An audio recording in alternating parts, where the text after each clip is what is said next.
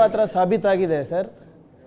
ಕರ್ನಾಟಕ ಕನ್ನಡಿಗರು ಬಂದಾಗ ಅವರ ಸ್ವಾಭಿಮಾನಿಯನ್ನು ಉಳಿಸ್ಬೇಕಂತ ಪ್ರಶ್ನೆ ಬಂದಾಗ ನಮ್ಮ ಸರ್ಕಾರ ಬದ್ಧವಾಗಿದ್ದೇವೆ. ಮತ್ತು ತಮ್ಮಿಬ್ಬರ ನೇತೃತ್ವದಲ್ಲಿ ಈ ಸರ್ಕಾರ ಕನ್ನಡಿಗರಿಗೆ ಆರ್ಥಿಕ ಹಾಗೂ ಸಾಮಾಜಿಕ ಸಮಾನತೆ ಸಿಗುವಂತೆ ನಡ್ಕೊಳ್ಳುತ್ತೆ ಅಂತ ಒಂದು ಸ್ಪಷ್ಟವಾದಂಥ ಸಂದೇಶ ತಾವಿಬ್ಬರು ಕಳಿಸಿದ್ದೀರಾ ಸರ್. ತಮ್ಮಿಬ್ಬರಿಗೂ ಕೂಡ ಎಲ್ಲರ ಪರವಾಗಿ ಅಭಿನಂದನೆ. 7 ಕೋಟಿ ಕನ್ನಡಿಗರ ಪರವಾಗಿ ಈ ಬಜೆಟ್ಗೋಸ್ಕರ ಅಭಿನಂದನೆಯನ್ನು ಸಲ್ಲಿಸಲಿಕ್ಕೆ ನಾನು ಬಯಸ್ತಾ ಇದ್ದೀನಿ ಸರ್.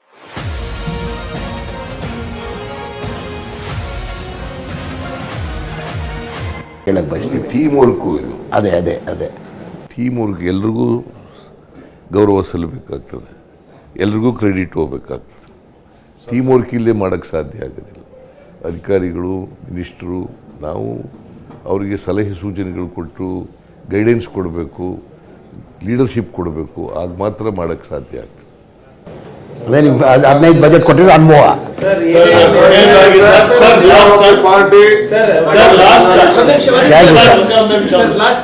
ಕೊನೆಯದಾಗಿ ಬೀದರ್ ಮತ್ತು ಬ್ಯಾಂಗ್ಳೂರು ಕಾರಿಡಾರ್ ಘೋಷಣೆ ಮಾಡಿದ್ದೀರಿ ಸರ್, ಎಕಾನಮಿಕ್ ಕಾರಿಡಾರ್. ಅದಕ್ಕೆ ವಿಶೇಷವಾದಂತ ಅಭಿನಂದನೆಗಳು ಮತ್ತು ಧನ್ಯವಾದಗಳು ಸರ್. ಹಿಂದುಳಿದ ವರ್ಗದ ನಿಗಮಗಳಿಗೆ ಇವತ್ತು ನೀವು ಘೋಷಣೆ ಮಾಡಿದ್ದೀರಿ. ನಿಜವಾಗಲೂ ನಾನು ಇಲಾಖೆ ಅಧಿಕಾರಿಗಳನ್ನು ಕರೆದು ಮಾತಾಡಿದೆ.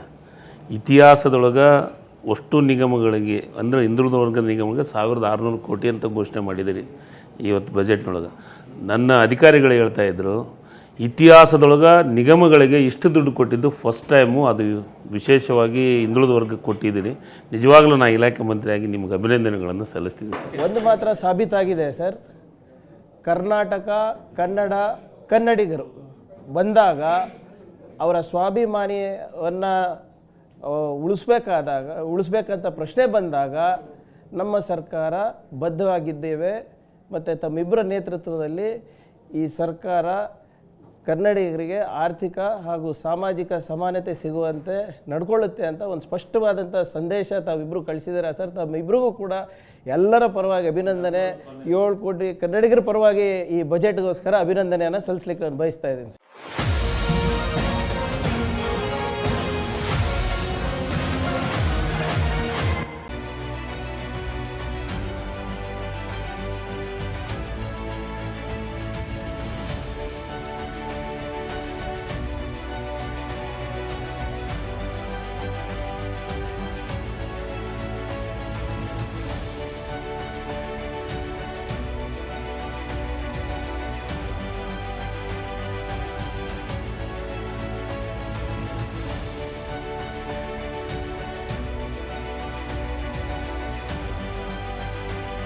ಸರ್, ನಾನು ಕರ್ನಾಟಕ ರಾಜ್ಯದ ಜನತೆ ಪರವಾಗಿ ಮತ್ತು ಪಕ್ಷದ ಅಧ್ಯಕ್ಷನಾಗಿ ನಾವು ನಿಮ್ಗೆ ಅಭಿನಂದನೆ ಸಲ್ಲಿಸಲೇಬೇಕು.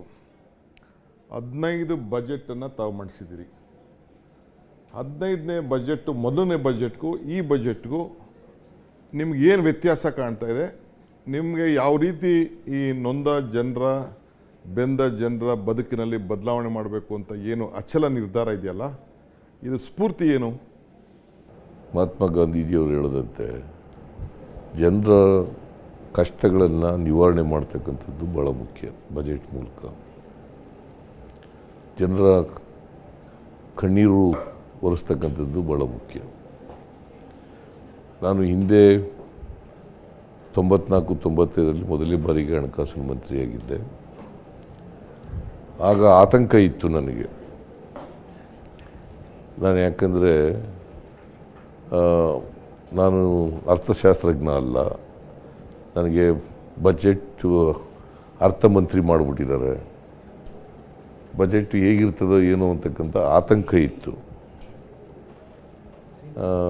ಈಗ ಆ ಥರದ ಆತಂಕ ಇಲ್ಲ.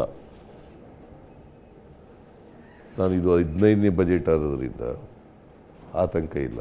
ಬಟ್ ಬಜೆಟ್ ಮೂಲಕ ಪ್ರಾಮಾಣಿಕವಾಗಿ ಈ ನಾಡಿನ ಸಮಸ್ಯೆಗಳು, ಜನರ ಭಾವನೆಗಳು, ಜನರ ಕಷ್ಟ ಅವರಿಗೆ ಸ್ಪಂದಿಸ್ತಕ್ಕಂಥ ಕೆಲಸ ಬಜೆಟ್ ಮಾಡಬೇಕು. ಬಜೆಟ್ ಮೂಲಕ ಅವರಿಗೆ ಶಕ್ತಿ ತುಂಬತಕ್ಕಂಥ, ಸಾಮಾಜಿಕವಾಗಿ ಆರ್ಥಿಕವಾಗಿ ಶಕ್ತಿ ತುಂಬತಕ್ಕಂಥ ಕೆಲಸ ಮಾಡಬೇಕು. ಜೊತೆಗೆ ಅಸಮಾನತೆ ಇದೆಯಲ್ಲ, ಅಸಮಾನತೆ ತೊಡೆದಾಕಲಿಕ್ಕೆ ಪ್ರಯತ್ನ ಮಾಡಬೇಕು. ಸೊ ಇದು ನನಗೆ ಅವತ್ತಿನಿಂದಲೂ ಕೂಡ ಇದೆ, ಇವತ್ತಿನಿಂದ ಈಗಲೂ ಕೂಡ ಇದೆ. ಡಿಪೆಂಡಿಂಗ್ ಅಪಾನ್ ದಿ ಅವತ್ತು ಬಜೆಟ್ಟು ಭಾಳ ಕಡಿಮೆ ಇತ್ತು, 17,000 18,000 ಕೋಟಿನಷ್ಟೋ ಇಷ್ಟೋ ಇತ್ತು. ಇವತ್ತು 3,71,383 ಕೋಟಿ ರೂಪಾಯಿ ಆಗಿದೆ. ಬಜೆಟ್ ಪ್ರತಿ ವರ್ಷ ಕೂಡ ಬೆಳ್ಕೊಂಡು ಹೋಗ್ತಾ ಇದೆ. ಸಮಸ್ಯೆಗಳು ಕೂಡ ಎಲ್ಲ ಸಮಸ್ಯೆಗಳನ್ನು ಕೂಡ ಬಗೆಹರಿಸಲಿಕ್ಕೆ ಸಾಧ್ಯ ಆಗಲ್ಲ. ಆದರೆ ಆ ಸಮಸ್ಯೆಗಳನ್ನು ಬಗೆಹರಿಸಲಿಕ್ಕೆ ಪ್ರಾಮಾಣಿಕವಾದಂಥ ಪ್ರಯತ್ನ ಮಾಡಬೇಕಾಗಿರ್ತಕ್ಕಂಥದ್ದು ಅವಶ್ಯ, ಮತ್ತು ಅದು ಅನಿವಾರ್ಯ ಕೂಡ, ನಮ್ಮ ಕರ್ತವ್ಯ ಕೂಡ.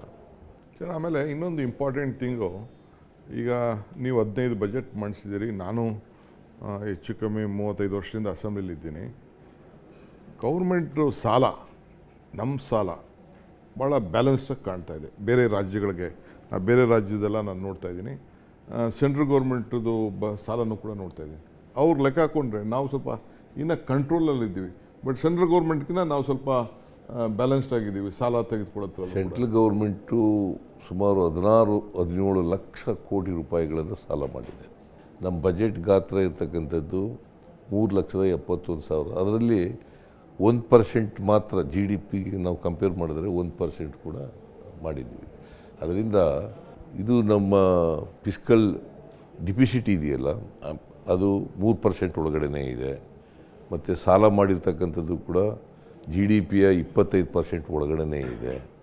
ಸೊ ಹಾಗಾಗಿ ನಾವು ಈ ಫಿಸ್ಕಲ್ ರೆಸ್ಪಾನ್ಸಿಬಿಲಿಟಿ ಆ್ಯಕ್ಟ್ 2002 ಇದೆಯಲ್ಲ, ಅದ್ರ ಒಳಗಡೆನೇ ಇದೆ. ಸ್ವಲ್ಪ ರೆವಿನ್ಯೂ ಡಿಫಿಸಿಟ್ಟು ಆಗಿದೆ. ಅದನ್ನು ಮುಂದಿನ ವರ್ಷಗಳಲ್ಲಿ ಬಿಕಾಸ್ ಆಫ್ ಖರ್ಚುಗಳು ಜಾಸ್ತಿ ಆದದ್ರಿಂದ ಅದು ಆಗಲಿಕ್ಕೆ ಆಗ್ತದೆ. ಲಾಸ್ಟ್ ಟೈಮ್ ನೀವು ವಿರೋಧ ಪಕ್ಷದ ನಾಯಕರಾಗಿದ್ದಾಗ ನೀವು ಕೃಷ್ಣ ಬೈರೇಗೌಡರು ಭಾಳ ಇಂಪಾರ್ಟೆಂಟ್ ವಿಚಾರನ ನಮ್ಗೆ ಆಗ್ತಿರೋ ಅನ್ಯಾಯದ ಬಗ್ಗೆ ತಾವು ಮಾತಾಡಿದ್ರಿ, ಭಾಳ ದೊಡ್ಡ ಮಾಡಿದ್ರಿ. Bommai being A chief minister, ಅವ್ರದ್ದು ಡಬಲ್ ಇಂಜಿನ್ ಗೌರ್ಮೆಂಟು, ಅವರು ಕೂಡ ಅದನ್ನು ಒಪ್ಕೊಂಡ್ರು. ಇಲ್ಲ, ನಾವೆಲ್ಲ ಸೇರಿ ಒಟ್ಟಿಗೆ ನಾವು ಫೈಟ್ ಮಾಡಬೇಕು, ನಮ್ಮ ರಾಜ್ಯಕ್ಕೆ ಅನ್ಯಾಯ ಆಗಿದೆ, ನಮ್ಮ ಹತ್ರ ತೆಗೆದುಕೊಳ್ಳೋಕೆ ನೋಡ್ತಾ ಇದ್ದಾರೆ ಹೊರತು ನಮಗೆ ಕೊಡೋದು ನೋಡ್ತಾ ಇಲ್ಲ ಅನ್ನೋದಿತ್ತು. ಇದಕ್ಕೆ ನಾವು ಅವರು ಈಗ ನಮ್ಮ ಜೊತೆಗೆ ಸೇರಿಕೊಂಡು ಹೋರಾಟ ಮಾಡಬೇಕಲ್ಲ. Some we have to plan for this. ಯಾಕೆಂದರೆ ಇದು ಅವ್ರದ್ದೊಂದು ಕಮಿಟ್ಮೆಂಟ್ ಅಲ್ಲ ಅಸೆಂಬ್ಲಿಲಿ. ಅವರು ಕನ್ನಡಿಗರ ಪರವಾಗಿ ಇರೋರಾದರೆ ಅವರು ಏನು ಹೇಳಿದರು ಮುಖ್ಯಮಂತ್ರಿಯಾಗಿ ಅದರಂತೆ ನಡ್ಕೋಬೇಕು. ಏನಾಗಿದೆ, ಅವರು ನರೇಂದ್ರ ಮೋದಿಯವರು, ಅಮಿತ್ ಶಾ ಅವರು ಮತ್ತು ನಿರ್ಮಲಾ ಸೀತಾರಾಮನ್ ಅವರು ಸುಳ್ಳು ಹೇಳ್ತಾ ಇದ್ದಾರೆ. ಇವರು ಅವ್ರ ದಾರಿನಲ್ಲೇ ಸುಳ್ಳು ಹೇಳಲಿಕ್ಕೆ ಪ್ರಾರಂಭ ಮಾಡಿದ್ದಾರೆ. ಸತ್ಯ ಏನು ಅಂತಂದರೆ, ಅವರಿಗೆ ಸತ್ಯದ ಈ ಕರ್ನಾಟಕ ಆಗಿರ್ತಕ್ಕಂಥ ಅನ್ಯಾಯದ ಬಗ್ಗೆ ಅವರಿಗೆ ಅರಿವಾಗಿದೆ. ಆ ಅರಿವಾದದ್ರಿಂದಲೇ ಆ ಥರದ ಸ್ಟೇಟ್ಮೆಂಟನ್ನು ಕೊಟ್ಟಿದ್ದದು. ಈಗ ಅವರು ಯಾರು ಸುಳ್ಳು ಹೇಳಿದ್ದಾರೆ, ಅವ್ರ ಕೇಂದ್ರದ ನಾಯಕರುಗಳು, ಇವರು ಸುಳ್ಳು ಹೇಳೋಕ್ಕೆ ಪ್ರಾರಂಭ ಮಾಡಿದ್ದಾರೆ. That is the difference. Mister ಇವರೇ, ಪ್ರಿಯಾಂಕ್, ಈಗ ನೀವು ಕಲ್ಯಾಣ ಕರ್ನಾಟಕ ರೀಜನ್ ಅವರು ನೋಡಿ, SC/ST ಟ್ರೈಬಲ್ ಪ್ಲ್ಯಾನ್ಗೆ ಬಹುಶಃ ನೀವು ಬೇರೆ ಸ್ಟೇಟ್ಸ್ ಎಲ್ಲ ನೋಡಿದ್ದೀರಿ. ನಾವು 39,000 ಕೋಟಿ ಈ ವರ್ಷ ಮುಖ್ಯಮಂತ್ರಿಗಳು ಇಟ್ಟಿದ್ದಾರೆ. ನಿಮಗೇನು ಅನಿಸ್ತಾ ಇದೆ ಇದನ್ನು ನೋಡಿ? ಈ ಬಜೆಟ್ಟು 3,71,000 ಕೋಟಿ, 39,000 crores SC/TSPಗೆ ಈ ದುಡ್ಡು ಇಟ್ಟಿದ್ದಾರೆ. What do you feel as a leader of that region or region of that section? ಏನು ಅನಿಸ್ತಾ ಇದೆ ನಿಮಗೆ? ಈಗ ಸರ್, ಈಗ ನಮ್ಮ ಹೋದ ಸರ್ಕಾರದಲ್ಲಿ ಮಾನ್ಯ ಮುಖ್ಯಮಂತ್ರಿಗಳು ಮೊದಲನೇ ಬಾರಿ ಆದಾಗ ಈ ಆ್ಯಕ್ಟನ್ನು ಜಾರಿಗೆ ತಂದಿತ್ತು. ಈ ಆ್ಯಕ್ಟನ್ನು ಜಾರಿಗೆ ತಂದ ಮೇಲೆ ನಮ್ಮ SC/ST ಜನಾಂಗದಲ್ಲಿ ಸಾಕಷ್ಟು ಕ್ರಾಂತಿಕಾರಿಯಾದಂಥ ಬದಲಾವಣೆಗಳಾಗಿದೆ. ಅದು ಯಾರೂ ಡಿನೈ ಮಾಡಲಿಕ್ಕೆ ಆಗೋದಿಲ್ಲ.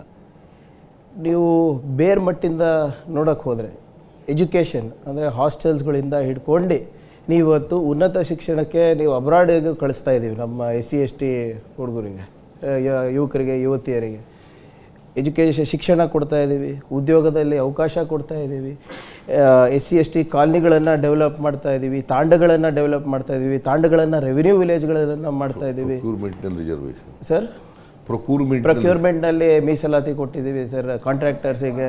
ಸೊ ಎಲ್ಲದರಲ್ಲೂ ಕೂಡ ಏನು ಇದು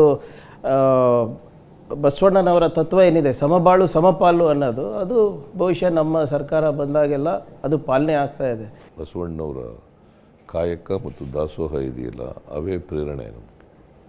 ಯಾಕಂತಂದರೆ ಎಲ್ಲರೂ ಹಂಚಿ ತಿನ್ನಬೇಕು ಅಂತ ಹಂಚ್ಕೊಳ್ಬೇಕು. ಈ ದೇಶದ ಉತ್ಪನ್ನ, ಕರ್ನಾಟಕದಲ್ಲಿ ಆದಂಥ ಉತ್ಪನ್ನ ಆಗ್ಬೋದು, ದೇಶದಲ್ಲಿ ಆಗ್ತಕ್ಕಂಥ ಉತ್ಪನ್ನ ಆಗ್ಬೋದು, ಆ ಎಲ್ಲ ಉತ್ಪನ್ನಗಳನ್ನು ಹಂಚಿಕೆ ಮಾಡ್ಕೋಬೇಕು ಅಂತ ಬಸವಣ್ಣನವರು ಹೇಳ್ತಾರೆ. ಅದನ್ನೇ ಕಾಯಕ ಮತ್ತು ದಾಸೋಹ ಅನ್ನೋದು. ಪ್ರೊಡಕ್ಷನ್ ಆ್ಯಂಡ್ ಡಿಸ್ಟ್ರಿಬ್ಯೂಷನ್ ಅಂತ ಇಂಗ್ಲೀಷ್ನಲ್ಲಿ, ಪ್ರೊಡಕ್ಷನ್ ಆ್ಯಂಡ್ ಡಿಸ್ಟ್ರಿಬ್ಯೂಷನ್ ಅಂತ. ಅಂಬೇಡ್ಕರ್ ಅವರು ಏನು ಹೇಳ್ತಾರೆ, ಯಾವಾಗಲೂ ಕೂಡ ರಾಜಕೀಯ ಪ್ರಜಾಪ್ರಭುತ್ವ, ಸಾಮಾಜಿಕ ಮತ್ತು ಆರ್ಥಿಕ ಪ್ರಜಾಪ್ರಭುತ್ವ ತಳಹದಿ ಮೇಲೆ ಇರಬೇಕು ಅಂತ ಹೇಳ್ತಾರೆ. ದಟ್ ಮೀನ್ಸ್ ಟು ಸೇ, ಆರ್ಥಿಕ ಸಾಮಾಜಿಕ ಸ್ವಾತಂತ್ರ್ಯ ಸಿಗದೇ ಯಾರೂ ಕೂಡ ಮುಖ್ಯವಾಹಿನಿ ಬರಲಿಕ್ಕಾಗಲ್ಲ, ಅಥವಾ ಸ್ವಾತಂತ್ರ್ಯ ಬಂದದಕ್ಕೆ ಅದಕ್ಕೆ ಅದು ಅರ್ಥ ಇರೋದಿಲ್ಲ ಅಂತಕ್ಕಂಥ ಮಾತುಗಳನ್ನು ಹೇಳ್ತಾರೆ. ಎರಡೂ ಬೇರೆ ಬೇರೆ ಪದಗಳನ್ನು ಉಪಯೋಗಿಸಿದರೂ ಕೂಡ ಉದ್ದೇಶ ಒಂದೇ, ಇಬ್ಬರ ಉದ್ದೇಶನೂ ಕೂಡ ಒಂದೇ. ಅದಕ್ಕೆ ಬಸವಣ್ಣನವರು ಹೇಳಿದಂಥ ಎಲ್ಲ ವಿಚಾರಗಳು ಕೂಡ ನಮ್ಮ ಸಂವಿಧಾನದಲ್ಲಿ, ಬಾಬಾ ಸಾಹೇಬ್ ಅಂಬೇಡ್ಕರ್ ಅವರು ರಚನೆ ಮಾಡಿಕೊಟ್ಟಿರ್ತಕ್ಕಂಥ ಸಂವಿಧಾನದಲ್ಲಿ ಇವೆಲ್ಲ ಸೇರಿದ್ದಾವೆ. ಸೊ ಹಾಗಾಗಿ ಇವರ ದೃಷ್ಟಿಕೋನಗಳು ಸಮಾಜದ ಬಗ್ಗೆ ಒಂದೇ, ಆದರೆ ಬೇರೆ ಬೇರೆ ದಾರಿ ಇರ್ತದೆ, ಬೇರೆ ಬೇರೆ ಶಬ್ದಗಳು ಬಳಸಿದ್ದಾರೆ ಅಷ್ಟೇ. ಲಕ್ಷ್ಮೀ ಅವರೇ, ನನಗನ್ಸದೆ you are the most luckiest woman of Karnataka. ಮಹಿಳಾ ಮತ್ತು ಮಕ್ಕಳ ಕಲ್ಯಾಣ ಇಲಾಖೆ, ನಾನು ಬೇರೆ ಸ್ಟೇಟ್ ಬಜೆಟ್ಸ್ ಎಲ್ಲ ನೋಡಿದೆ, 34,000 ಕೋಟಿ ರೂಪಾಯಿಯನ್ನು ನಿಮ್ಮ ಇಲಾಖೆಯಿಂದ ನಮ್ಮ ಹೆಣ್ಣುಮಕ್ಕಳಿಗೆ ನೇರವಾಗಿ ಹೋಗ್ತಾ ಇದೆ. ಇದು ಮುಖ್ಯಮಂತ್ರಿಗಳಿಗೆ ನಿಮ್ಮ ಅನುಭವ ಏನು ಹೇಳಲಿಕ್ಕೆ ಬಯಸ್ತೀರಿ? ಸರ್, ಮೊದಲನೇದಾಗಿ ನಾನು ತಮಗೆ ಅಭಿನಂದನೆಯನ್ನು ಸಲ್ಲಿಸ್ತೀನಿ, ರಾಜ್ಯದ ಎಲ್ಲ ಮಹಿಳೆಯರ ಪರವಾಗಿ ಮತ್ತು ವೈಯಕ್ತಿಕವಾಗಿ. ಯಾಕಂತಂದರೆ ಎಲ್ಲೋ ಒಂದು ಕಡೆ ಕನಸಿತ್ತು, ನಾನು ತಮ್ಮ ಫೇಸ್ಬುಕ್ ಫಾಲೋವರು, ತಮ್ಮ DPಯನ್ನು ನೋಡಿದೆ, ಬಸವಣ್ಣನವರ ಭಾವಚಿತ್ರವನ್ನು ಹಾಕಿದ್ದೀರಾ ಮತ್ತು ಬಸವಣ್ಣನವರನ್ನು ಸಾಂಸ್ಕೃತಿಕ ನಾಯಕ ಅಂತ ಕೂಡ ಘೋಷಣೆ ಮಾಡಿದರೆ, ಅದಕ್ಕೂ ಕೂಡ ಒಂದು ಅಭಿನಂದನೆ ತಮಗೆ. ಮಹಿಳೆಯರು ಆರ್ಥಿಕವಾಗಿ ಸಬಲೀಕರಣ ಆಗಬೇಕನ್ನುವಂಥ ತಮ್ಮ ಮಹದಾಶೆ, ಅದರಲ್ಲೂ ಮಹಿಳಾ ಮತ್ತು ಮಕ್ಕಳ ಕಲ್ಯಾಣ ಇಲಾಖೆಗೆ ಹೋದ ಬಾರಿನೂ ತಾವು 17,000 ಕೋಟಿ ಅನುದಾನವನ್ನು ಇಟ್ಟಿದ್ರಿ. ಈ ಬಾರಿ 34,000 ಕೋಟಿ ಅನುದಾನ, ಸುಮಾರು 1,17,00,000 ಕುಟುಂಬದ ಯಜಮಾನಿಗಳಿಗೆ ಅದರ ಲಾಭ ಆಗ್ತಾ ಇದೆ. ಸರ್, ನಾನು ಅಕ್ರಾಸ್ ದ ಸ್ಟೇಟ್ ಓಡಾಡಬೇಕಾದ್ರೆ ತಮ್ಮ ಬಗ್ಗೆ ಬಹಳ ದೊಡ್ಡ ಒಂದು ಉಪಕಾರ ಸ್ಮರಣೆಯನ್ನು ನಮ್ಮ ಮಹಿಳೆಯರು ಇಟ್ಕೊಂಡಿದ್ದಾರೆ. ಬೇರೆ ಯಾರಿಗೆ ಮಾಡಿದ್ರು ನೆನೆಸ್ತಾರೋ ಇಲ್ಲೋ ನನಗೆ ಗೊತ್ತಿಲ್ಲ, ಮಹಿಳೆಯರು ಉಪಕಾರವನ್ನು ತಗೊಂಡ್ರೆ ಉಪಕಾರ ಸ್ಮರಣೆಯನ್ನು ಇಟ್ಕೊಂಡಿರ್ತಾರೆ ಸರ್. ಯಾಕಂದರೆ ಎಲ್ಲೋ ಏನೋ ಕಷ್ಟದಲ್ಲಿ ಇದ್ದಂಥವ್ರಿಗೆ 2,000 ರೂಪಾಯಿ ನಮಗೆ ಇಲ್ಲಿ ಕೂತ್ಕೊಂಡು ಕಡಿಮೆ ಅನಿಸ್ಬೋದು, ಬಟ್ ಅದು ಬಹಳ ದೊಡ್ಡ ಒಂದು ಸಹಾಯ ಹಸ್ತ ಆಗಿದೆ ಮತ್ತು ಅವರ ಆರ್ಥಿಕ ಸಬಲೀಕರಣಕ್ಕೆ ಅದೊಂದು ದೊಡ್ಡ ಒಂದು ಹೆಲ್ಪ್ ಆಗಿದೆ ಸರ್. ಸರ್, ನಂದೊಂದು ಪ್ರಶ್ನೆ ತಮಗೆ. ಈಗ 3.5 ಗಂಟೆ ಸರ್ ಇವತ್ತು ನಿರರ್ಗಳವಾಗಿ, 3 ಕಾಲಲ್ಲ ಸರ್, 3.5 ಗಂಟೆ, ಇಲ್ಲ 3 ಕಾಲು ನಿರರ್ಗಳವಾಗಿ ಯಾವುದೇ ಒಂದು ಇದಕ್ಕೆ ನೀವು ಇದು ಮಾಡಲಿಲ್ಲ, ವಿಚಲಿತ ಆಗೋದಿಲ್ಲ ಸರ್. ತಾವು ಮೊದಲು ನೀರು ಕುಡಿಲ್ಲ, ಪಕ್ಕದಲ್ಲಿ ಕೂತಿದ್ದೆ, ನೀರು ಕುಡಿಲಿಲ್ಲ. BJPಯವರು ಕರ್ನಾಟಕ ರಾಜ್ಯದ ಇತಿಹಾಸದಲ್ಲಿ ಬಜೆಟ್ ಸಂದರ್ಭದಲ್ಲಿ ಈ ರೀತಿ ಯಾರೂ ಮಿಸ್ಬಿಹೇವ್ ಮಾಡಲಿಲ್ಲ ಅಂತ, ಯಾಕಂದರೆ ನನ್ನ 7ನೇ ವರ್ಷದ ಅನುಭವ ಇದು, 2ನೇ ಸಾರಿ MLA. ಅವರು ಅಷ್ಟು ನಿಮ್ಮನ್ನ ಪ್ರಚೋದನೆ 7 ವರ್ಷ ಅಲ್ಲ, ನಾವು ನಜೀರು 89 ಅವರು ಬಂದಿದ್ದರು, 35 ಇಯರ್ಸ್, ಇವರು 83 ಬಂದವರು. ಯಾರೂ leader of the opposition party, ದಳ ಇರ್ಬೋದು, BJP ಇರ್ಬೋದು, ಕಾಂಗ್ರೆಸ್ ಇರ್ಬೋದು, ಅವರು ಅಪೋಸಿಷನ್ ಇದ್ದಾರೆ, ನಾವು ಅಪೋಸಿಷನ್ ಇದೆ. ಯಾವಾಗೂ ಕೂಡ ವಿರೋಧ ಪಾರ್ಟಿಯವರು ಬಜೆಟ್ ದಿನ ಈ ರೀತಿ ಬಿಹೇವ್ ಮಾಡಿದ್ದು ಅದನ್ನೇ ವಿಚಲಿತ ಆಗಲೇ ಇಲ್ಲ, ಯಾವಾಗಲೂ ಇರಲಿಲ್ಲ, ಯಾವಾಗೂ ಇಲ್ಲ. ನಾನು 35 ಇಯರ್ಸ್ ನಾನು ಇಲ್ಲಿದ್ದೀನಿ ಸರ್. ತಾವು ವಿಚಲಿತ ಆಗಲಿಲ್ಲ. ಜೊತೆಲಿ ಈ ಬಾರಿ 56,000 ಕೋಟಿ ಈ ಗ್ಯಾರಂಟಿಗಳಿಗೆ ಇಟ್ಟು ಮತ್ತು ಎಲ್ಲ ಇಲಾಖೆಗೂ ಕೂಡ, ಅಂದರೆ ಸರ್ವರ ಅಭಿವೃದ್ಧಿ ಯಾವ ರೀತಿ ಹೇಳಿದ್ರು, ಸಮಬಾಳು ಸಮಪಾಲು ಅನ್ನುವಂಥ ತತ್ವದೊಂದಿಗೆ ಎಲ್ಲ ಇಲಾಖೆ ಸರ್, ಅದು ಶಿಕ್ಷಣ ಇರ್ಬೋದು, ವೈದ್ಯಕೀಯ ಶಿಕ್ಷಣ ಇರ್ಬೋದು, ಗ್ರಾಮೀಣ ಅಭಿವೃದ್ಧಿ ಇರ್ಬೋದು, ಮಹಿಳಾ ಮಕ್ಕಳ ಕಲ್ಯಾಣ ಇರ್ಬೋದು, ಅಥವಾ ನಜೀರ್ ಭಯ್ಯ ಅವ್ರದ್ದು ಇರ್ಬೋದು, ಅಥವಾ ಫಾರೆಸ್ಟ್, ಎಲ್ಲ ಇಲಾಖೆಗಳನ್ನು ಸಮನಾಗಿ ನೋಡಿದ್ರ ನಿಮ್ಗೆ ಕಷ್ಟ ಆಗಲಿಲ್ಲ ಸರ್? ಕಷ್ಟ ಅಂತ ಏನಲ್ಲ, ಅವರು ಪ್ರಚೋದನೆ ಮಾಡ್ತಾರೆ ಅಂತ ಗೊತ್ತಿತ್ತು ನನಗೆ. ನಿನ್ನೆ ಅನುಭವ ಆಗಿತ್ತು ಕೌನ್ಸಿಲ್ನಲ್ಲಿ, ಅದರಿಂದ ಇವತ್ತು ಮಾಡ್ಬೋದು ಅಂತಕ್ಕಂಥ ಊಹೆ ಇತ್ತು ನನಗೆ. ನಿರೀಕ್ಷೆ ಇತ್ತು. ಇಲ್ಲಿವರೆಗೆ ಪ್ಲ್ಯಾಂಡಾಗಿ ಬಂದಿದ್ರು ಅವರು, ಯಾರ ಇದನ್ನು ಮಾಡ್ಕೊಂಡು ಬಂದ್ಬಿಟ್ಟಿದ್ರು. ಎಲ್ಲ ಪ್ಲಕಾರ್ಡ್ಗಳನ್ನೆಲ್ಲ ಹಿಡ್ಕೊಂಡು ಪ್ಲ್ಯಾಂಡಾಗಿ ಬಂದಿದ್ರು. ನಾನು ಶುರು ಮಾಡ್ತಿದ್ದಾಗಲೇ ಶುರು ಮಾಡ್ದ ಅವನು ಸುನೀಲ್, ಏನೂ ಇಲ್ಲ ಏನಿಲ್ಲ ಏನಿಲ್ಲ ಅಂತ. ಏನಿಲ್ಲ ಅಂದರೆ ಅವ್ರ ಹತ್ರ ಏನಿಲ್ಲ ಅಂತ, ಅವ್ರ ತಲೆಯಲ್ಲಿ ಏನೂ ಇಲ್ಲ ಅಂತ ಅದರ ಅರ್ಥ. ಬುದ್ಧಿನೇ ಇಲ್ಲ ಅವಕ್ಕೆ, ಅವ್ರಿಗೆ ಬುದ್ಧಿನೇ ಇಲ್ಲ ಅಂತ ಹೇಳಿ ಏನಿಲ್ಲ ಬಜೆಟ್ನಲ್ಲಿ ಅಂತ. ಬಿಕಾಸ್ ಬಜೆಟ್ ಪುಸ್ತಕ ಓದಿಲ್ಲ, ಬಜೆಟ್ನಲ್ಲಿ ಏನಿದೆ ಅಂತ ನೋಡಿಲ್ಲ. ಅವರು ಸುಮ್ಮನೆ ಮೊದಲೇ ಏನಿಲ್ಲ ಅಂತ ಅನ್ನೋಕ್ಕೆ ಶುರು ಮಾಡೋದು. ದಟ್ ಮೀನ್ಸ್ ಅವರು ಉದ್ದೇಶಪೂರ್ವಕವಾಗಿ ಬಂದಿದ್ದರು. ಒಂದು, ಅವರಿಗೆ ವಾಸ್ತವಿಕವಾಗಿ ಅನ್ಯಾಯ ಆಗಿದೆ ಅಂತಕ್ಕಂಥದ್ದು ಗೊತ್ತು. ಆದರೆ ದಿಲ್ಲಿಯವರ ಮಾತುಗಳಿಗೆ ಅವರು ಎದುರುತ್ತರ ಕೊಡೋಕ್ಕಾಗೋದಿಲ್ಲ. ಸೊ ವಿರೋಧ ಮಾಡೋಕ್ಕಾಗಲ್ಲ, ಸತ್ಯ ಹೇಳೋಕ್ಕಾಗಲ್ಲ. ಇವ್ರಿಗೆ ದಮ್ಮು ಇಲ್ಲ. ಬಸವರಾಜ ಬೊಮ್ಮಾಯಿ ಹೇಳೋ ಪ್ರಕಾರ ದಮ್ಮು ಇಲ್ಲ, ತಾಕತ್ತು ಇಲ್ಲ ಇವರಿಗೆ. ಸೊ ಆ ದಮ್ಮು ತಾಕತ್ತು ಇಲ್ಲದೆ ಇರೋದ್ರಿಂದ ಅವ್ರು ಏನು ಹೇಳ್ತಾರೆ, ಸುಳ್ಳು ಹೇಳ್ತಾರೆ, ಆ ಸುಳ್ಳನ್ನೇ ಇಲ್ಲಿ ಹೇಳ್ತಾರೆ. ಅಲ್ಲಿ ಏನು ಅವ್ರ ಲೀಡರ್ಗಳು ಸುಳ್ಳು ಹೇಳ್ತಾರೆ, ಆ ಸುಳ್ಳುಗಳನ್ನೇ ಇವರು ಪ್ರತಿಪಾದನೆ ಮಾಡ್ತಿಲಿಕ್ಕೆ ಶುರು ಮಾಡ್ತಾರೆ. ಬೆಳಗ್ಗೆನೇ ರಾಯ್ ರೆಡ್ಡಿ, ನಾನು ಅಲ್ಲೇ ಇದ್ದೆ, ಮುಖ್ಯಮಂತ್ರಿ ಮನೆಯಲ್ಲಿದ್ದೆ. ರಾಯ್ ರೆಡ್ಡಿ ಅವರು ಹೇಳ್ತಾಯಿದ್ರು, ಸರ್ ಒಂದು ಗ್ಲೂಕೋಸ್ ಇಟ್ಟಿರಿ, ಎಳ್ಳೀರು ನೀರು ಇಟ್ಟಿರಿ, ಎಮರ್ಜೆನ್ಸಿಗೆ ಬೇಕಾಗ್ತದೆ ಅಂತ. ನಾನು ಅದೇ ಕೂತ್ಕೊಂಡು ವಾಚ್ ಮಾಡ್ತಾಯಿದ್ದೆ. ಸಾಹೇಬ್ರು ಎಳ್ಳೀರು ಕುಡಿತಾರ, ಗ್ಲೂಕೋಸ್ ಕುಡಿತಾರ, ಇಲ್ಲ ನೀರು ಕುಡಿತಾರ. ನೀವು ನಂಬ್ತಿರೋ ಬಿಡ್ತಾರೋ ಒಂದು ತುಟ್ಟು ನೀರು ಕುಡ್ದಿಲ್ಲ. ಅದು ಗಾಡ್ ಗಿಫ್ಟ್ ಅಂತ ಹೇಳ್ಬೋದು. ಮನೆ ಸಿದ್ದರಾಮಯ್ಯ ಸಾಹೇಬ್ರಿಗೆ ಅದು ಒಂಥರ ಗಾಡ್ ಗಿಫ್ಟ್. ಅದು ನಾನು ಕಂಪ್ಲೀಟ್ ಮಾಡಿಬಿಡ್ತೀನಿ ಸರ್. ಅದ್ರ ಜೊತೆಯಲ್ಲಿ ನಮಗೆ ನಿರೀಕ್ಷೆ ಇಟ್ಟಿರಲ್ಲ ಸರ್ ನಾವು ಯಾರು. ಇದು 5 ಗ್ಯಾರಂಟಿಯಿಂದ 52,000 ರೂಪಾಯಿ ಕೋಟಿ, 5 ಗ್ಯಾರಂಟಿಗೆ 52,000 ಕೋಟಿ ಮೇಲೆ ಜಾಸ್ತಿ ಆಗ್ತದೆ. ಅದರಿಂದ ನಮ್ಮ ಕಡೆಯಿಂದ ನಾವು ಪ್ರಪೋಸಲ್ ಕೊಟ್ಟಿದ್ವಿ ಸರ್. ನಾವು ಸರ್ ಜಾಸ್ತಿ ಆದ್ಯತೆ ನಮಗೂ ಅರ್ಥ ಆಗ್ತದೆ, ಕಷ್ಟ ಇರೋದು, ತಾವು ಜಾಸ್ತಿ ಕೊಡೋಕ್ಕಾಗಲ್ಲ, ತಾವು ಎಜುಕೇಷನ್ಗೆ ಸ್ವಲ್ಪ ಜಾಸ್ತಿ ಆದ್ಯತೆ ಕೊಡಬೇಕಂತ ಕೇಳ್ಕೊಂಡ್ವಿ. ನಾವು ಬಜೆಟ್ ಬುಕ್ ನೋಡಾದ್ಮೇಲೆ ನಮಗೆ ಒಂಥರ ಆಶ್ಚರ್ಯ ಆಯಿತು. Only for education purpose Abdul Kalam Azad 100 school ಕೊಟ್ಟಿದ್ದಾರೆ. ಅಂದರೆ ಎಜುಕೇಷನ್ಗೆ ಆದ್ಯತೆ ಕೊಟ್ಟಿದೆ. ಅದ್ರ ಜೊತೆಯಲ್ಲಿ ನಾನು ತಮ್ಮ ಮನೆ ಮುಖ್ಯಮಂತ್ರಿಗಳಿಗೆ ಒಂದು ಪ್ರಶ್ನೆ ಇದೆ ನನಗೆ. ನಾನು ಒಂದು ಪ್ರಪೋಸಲನ್ನು ಇಟ್ಟೆ.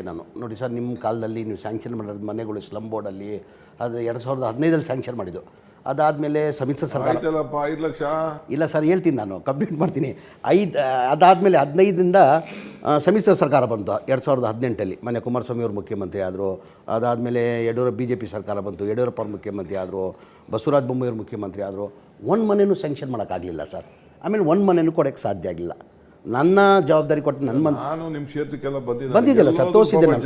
ಹೌದು ಸರ್, ಜನ ಬೀದಿಯಲ್ಲಿದ್ದರು, ಬರೀ ದುಡ್ಡು ಇಸ್ಕೊಬಿಟ್ಟವ್ರೆ. ಮನೆ ಒಕ್ಕಟ್ಟಕ್ಕಾಗ್ತಾ ಇಲ್ಲ. ಅದು ಬಜೆಟಲ್ಲಿ ಭಾಳ ಚೆನ್ನಾಗಿ ಹೇಳಿದ್ದೀರಾ ಸರ್. ನೀವು 1,18,000 ಮನೆ ಅಂತ 91,000 ಆ್ಯಕ್ಚುಲಿ ಇದ್ದಿದ್ದು 1,81,000 ಮನೆ. ಇನ್ನೊಂದು ಹಂತದಲ್ಲಿ 61 ಮನೆಗಳು ಕಂಪ್ಲೀಟ್ ಆಗಲಿಲ್ಲ. 1,18,000 ಮನೆಗೆ ಬೆನಿಫಿಷರಿ ಕೊಡೋಕ್ಕಾಗಲ್ಲ, ನಾವು ಸರ್ಕಾರದಿಂದ ಕೊಡ್ತೀವಿ ಅಂತ ಹೇಳಿದ್ದಿಲ್ಲ. ಇದರಲ್ಲಿ ನಾನು ಮುಖ್ಯಮಂತ್ರಿಗಳಿಗೆ ಪ್ರಶ್ನೆ ನಾನು ಕೇಳಿದೆ, ತಾವು ಬಡವ್ರ ಪರ ಇದ್ದೀರಾ ಅಂತ ನಾನು ಕೇಳಿದೆ. ನಾನು ಕಣ್ಣಾರೆ ಇವತ್ತು ನೋಡಿದ್ದೀನಿ. ತಾವು ಹೆಂಗೆ ಸರ್ ಇದು ಒಪ್ಕೊಂಡ್ರಿ ಅಂತ ನನಗೆ ಆಶ್ಚರ್ಯ ಆಯಿತು. 5 ಲಕ್ಷ ಏನು 5 ಲಕ್ಷ ಕೊಡೋದು ಹೆಂಗೆ ಸಾಧ್ಯ ಇಂಥ ಟೈಮಲ್ಲಿ? ಇದು 5 ಗ್ಯಾರಂಟಿದಲ್ಲೂ 5 ಲಕ್ಷ ಕೊಡಬೇಕಾದ್ರೆ ಬೇರೆ ಯಾರಿದ್ರೂ ಸಾಧ್ಯ ಅಲ್ಲ ಸರ್. ತಾವು ಹೆಂಗೆ ಒಪ್ಕೊಂಡ್ರಿ ಅಂತ ಸ್ವಲ್ಪ ದಯಮಾಡಿ ಹೇಳ್ಬೇಕಂತ ಸರ್. ಒಂದು ಬಡವ್ರ ಪರವಾಗಿ ನೀವು ವಕಾಲತ್ತು ಹಾಕಿದ್ರಿ, ಮತ್ತು ಅದು ವಾಸ್ತವಿಕವಾಗಿದ್ದಂಥ ವಿಚಾರ. ಬಡವರು ಯಾರೂ ಕೂಡ 5 ಲಕ್ಷ ರೂಪಾಯಿಗಳನ್ನು ಕೊಡಲಿಕ್ಕೆ ಸಾಧ್ಯ ಆಗಲ್ಲ. ಅದಕ್ಕೆ ನಾನು ಯೋಚನೆ ಮಾಡಿದೆ, ಬಡವರಿಗೆ ಮನೆಗಳನ್ನೇ ಕೊಡೋಕ್ಕಾಗೋದಿಲ್ಲ, ಅವ್ರಿಗೆ 5 ಲಕ್ಷ ಅವರಿಂದ ಕೊಡ್ತೀವಿ ಅಂತ ತಗೋತೀವಿ ಅಂತಂದರೆ ಬಡವ್ರಿಗೆ ಮನೆಯೇ ಕೊಡೋಕ್ಕಾಗಲ್ಲ. ಸೊ ಒಂದು ಮನೆಯೂ ಕೊಡೋಕ್ಕಾಗೋದಿಲ್ಲ ಅಂತೇಳಿ ಯೋಚನೆ ಮಾಡಿ ಬಡವ್ರಿಗೆ ಮನೆ ಕೊಡಬೇಕಾಗಿರ್ತಕ್ಕಂಥದ್ದು ಸರ್ಕಾರದ ಕರ್ತವ್ಯ, ಜವಾಬ್ದಾರಿ.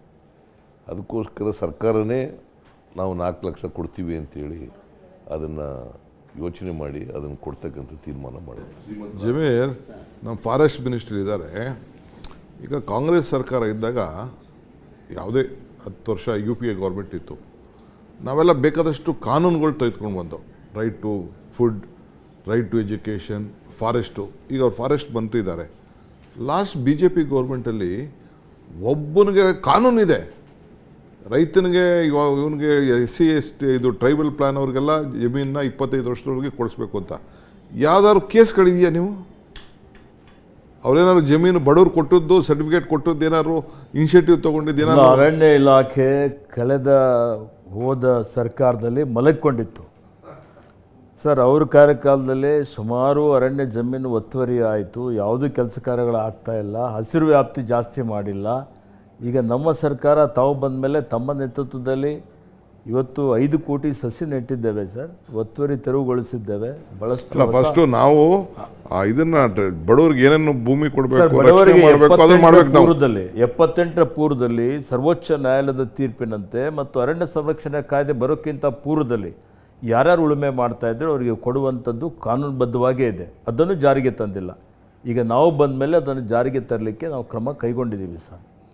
ಇಲ್ಲಿ ಪ್ರಕೃತಿ ಪರಿಸರ ಸಂರಕ್ಷಣೆ ಮಾಡುವಂಥದ್ದು ಮತ್ತು ಅನೇಕ ರೀತಿಯಲ್ಲಿ ಇವತ್ತು ಏನು ಮಾನವ ಪ್ರಾಣಿ ಸಂಘರ್ಷ ನಡೀತಾ ಇದೆ ಅದ್ರ ಬಗ್ಗೆನೂ ನಾವು ಆನೆ ಕಾರ್ಯಪಡೆ ಮಾಡಿದ್ದೀವಿ, ಚಿರತೆ ಕಾರ್ಯಪಡೆ ಮಾಡಿದ್ದೀವಿ. ನನ್ನ ಕ್ಷೇತ್ರದಲ್ಲಿ 10 ಜನ ಸತ್ತೋಗ್ಬಿಟ್ಟಿದ್ರಪ್ಪ ಸರ್. ಇದೇ ಸರ್, ಆನೆಗಳ ಸಂತತಿ ಜಾಸ್ತಿ ಆಗ್ತಾ ಇದೆ. ಇಡೀ ದೇಶದಲ್ಲಿ 6,395 ಆನೆಗಳಿದ್ದಾವೆ.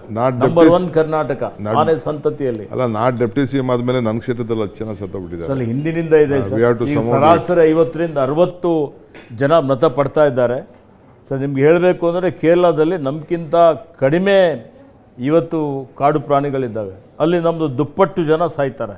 ಹಿಂದೆ ಬರೀ ಆನೆ ತುಳಿತದಿಂದಲೇ 110 ಜನ ಪ್ರತಿ ವರ್ಷ ಸಾಯ್ತಾ ಇದ್ದಾರೆ.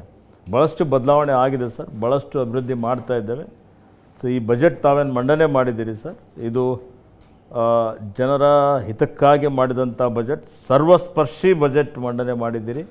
ಎಲ್ಲ ದಮನಿತರ, ಬಡವರ, ಶೋಷಿತರ, ರೈತರ, ಕಾರ್ಮಿಕರ ಎಲ್ಲರ ಪರ ಏನು ಯಾವ ರೀತಿಯಲ್ಲಿ ಸರ್ವೇ ಜನ ಸುಖಿನೋ ಭವಂತು ಅನ್ನುವಂಥ ರೀತಿಯಲ್ಲಿ ಸರ್ವರಿಗೂ ಸಮಬಾಳು ಸಮಪಾಲು ಅನ್ನುವಂಥದ್ದು ಏನಿದೆ, ಸರ್ವರ ಉದ್ಧಾರ ಸರ್ವರ ಕಲ್ಯಾಣವೇ ನಮ್ಮ ಮಂತ್ರ ಅಂತ ಹೇಳ್ತಾ ಇದ್ದೀವಿ. ಅದು ಕಾರ್ಯಗತ ಮಾಡಿದ್ದೀರಿ. ಮತ್ತು ನೀವೇನು ಕೊಟ್ಟ ಮಾತಿನಂತೆ ನಾವು ಪ್ರಣಾಳಿಕೆಯಲ್ಲಿ ಹೇಳಿದ್ದೀವಿ ಸರ್, ಹಿಂದೆ ಕಲಬುರಗಿಯಲ್ಲಿ ಹೇಳಿದ್ದೀವಿ 5,000 ಕೋಟಿ ಕಲ್ಯಾಣ ಕರ್ನಾಟಕಕ್ಕೆ ಕೊಡ್ತೀವಿ ಅಂತೇಳಿ ಘೋಷಣೆ ಮಾಡಿದ್ದೀರಿ. 3,000 ಆಲೆ ಆಗಿದೆಯಲ್ಲ. 3,000 ಹೋದ ಸಲ 5,000 ಆಗಿದೆ. ಈಗ ಅಲ್ಲ, ಖರ್ಚು ಈಗಾಗಲೇ ಇಲ್ಲ, ಈಗ 3,000 ಕೊಟ್ಟಿದ್ದು ವಿಳಂಬವಾಗಿ ಕ್ರಿಯಾ ಯೋಜನೆ ಮಾಡಿದ್ದೀವಿ ಅಂತೇಳಿ ಸ್ವಲ್ಪ ಖರ್ಚು ಕಡಿಮೆ ಆಗಿದ್ದರು, ಅದೇನು ಲ್ಯಾಪ್ಸ್ ಆಗೋದಿಲ್ಲ ನಮ್ಮ ಕಾಯ್ದೆ ಪ್ರಕಾರ. ಹೀಗಾಗಿ 5,000 ಉಳಿಕೆಯಾದಂಥ ಮೊತ್ತ ಸೇರಿದರೆ ಕಲ್ಯಾಣ ಕರ್ನಾಟಕದಲ್ಲಿ ಹೊಸದಾಗಿ ಅವಶ್ಯಕತೆ ಇತ್ತು. ಶಿಕ್ಷಣ ಕ್ಷೇತ್ರದಲ್ಲಿ ಭಾಳಷ್ಟು ಹಿಂದುಳಿದಂಥ ಕ್ಷೇತ್ರ. ಇವತ್ತು ಹೊಸ ಹೈಸ್ಕೂಲ್ಗಳು ಪ್ರಾರಂಭ ಮಾಡಬೇಕು ಅಂತೇಳಿ ಘೋಷಣೆ ಮಾಡಿದ್ದೀರಿ, ಪದವಿ ಪೂರ್ವ ಕಾಲೇಜ್ ಪ್ರಾರಂಭ ಮಾಡಬೇಕು ಅಂತ ಘೋಷಣೆ ಮಾಡಿದ್ದೀರಿ, ಕೆಲವೊಂದು ನೀರಾವರಿ ಯೋಜನೆಗಳು ಪೂರ್ತಿ ಮಾಡುವಂಥ ಒಂದು ಘೋಷಣೆ ಆಗಿದೆ.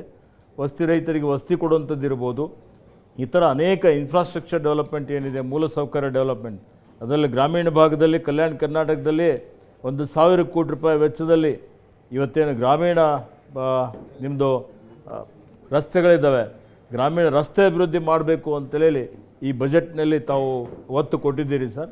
ಎಲ್ಲ ರೀತಿಯಲ್ಲಿ ಅಂದರೆ ಎಲ್ಲರಿಗೂ ಒಳಪಡುವಂಥದ್ದು ಮತ್ತು ತಮಗೆ ಅಭಿನಂದಿಸಲೇಬೇಕಾದಂಥ ಒಂದು ವಿಷಯ ಅಂತ ಹೇಳಿದ್ರೆ ಇಡೀ ರಾಜ್ಯದ ಜನ, ಬರೀ ಕರ್ನಾಟಕ ರಾಜ್ಯಕ್ಕಷ್ಟೇ ಇಲ್ಲ, ಇಡೀ ದೇಶಕ್ಕೆ, ಇಡೀ ವಿಶ್ವಕ್ಕೆ ಮಾದರಿಯಾದಂಥ ವಿಶ್ವಗುರು ಬಸವಣ್ಣನವರನ್ನು ಕರ್ನಾಟಕ ರಾಜ್ಯದ ಸಾಂಸ್ಕೃತಿಕ ನಾಯಕ ಅಂತೇಳಿ ಘೋಷಣೆ ಮಾಡಿ ಈ ಒಂದು ಆಯವ್ಯಯದಲ್ಲಿ ತಾವು ಏನು ಹೇಳಿದಿರಿ. ಇವತ್ತು ಬಸವ ಜಯಂತಿ ದಿವಸ ಸರ್ವಧರ್ಮ ಸಮನ್ವಯದ ಸಂಸತ್ತು ಆ ರೀತಿಯಲ್ಲಿ ಬಸವಣ್ಣನವರ ಏನು ವಚನ ಸಾಹಿತ್ಯ ಇದೆ ಪ್ರಚುರ ಮಾಡಿಸುವಂಥ ಒಂದು ಕೆಲಸ ಮಾಡ್ತೀವಿ. ಕಲಬುರಗಿಯಲ್ಲಿ ಒಂದು ತಾವು ವಚನ ಮಂಟಪ ಮಾಡ್ತೀವಿ ಅಂತೇಳಿ ಘೋಷಣೆ ಮಾಡಿದ್ದೀರಿ ಸರ್. ಭಾಳ ಕಡೆ ವಚನ ವಿಶ್ವವಿದ್ಯಾಲಯ ಮಾಡಬೇಕು ಅನ್ನೋಂಥದ್ದಿತ್ತು, ಅದನ್ನು ವಚನ ಮಂಟಪ, ವಚನ ವಿಶ್ವವಿದ್ಯಾಲಯದ ತರಹನೇ ಅದನ್ನು ಅಭಿವೃದ್ಧಿ ಮಾಡುವಂಥ ಕೆಲಸ ಕಾರ್ಯವನ್ನು ಮಾಡ್ಬೋದಾಗಿದೆ. ಯಾಕೆಂದರೆ ಬಸವತತ್ವ ಹಿಂದೆ ಎಷ್ಟು ಪ್ರಸ್ತುತ ಇತ್ತು ಅದಕ್ಕಿಂತ ಜಾಸ್ತಿ ಇವತ್ತು ಪ್ರಸ್ತುತ ಇದೆ.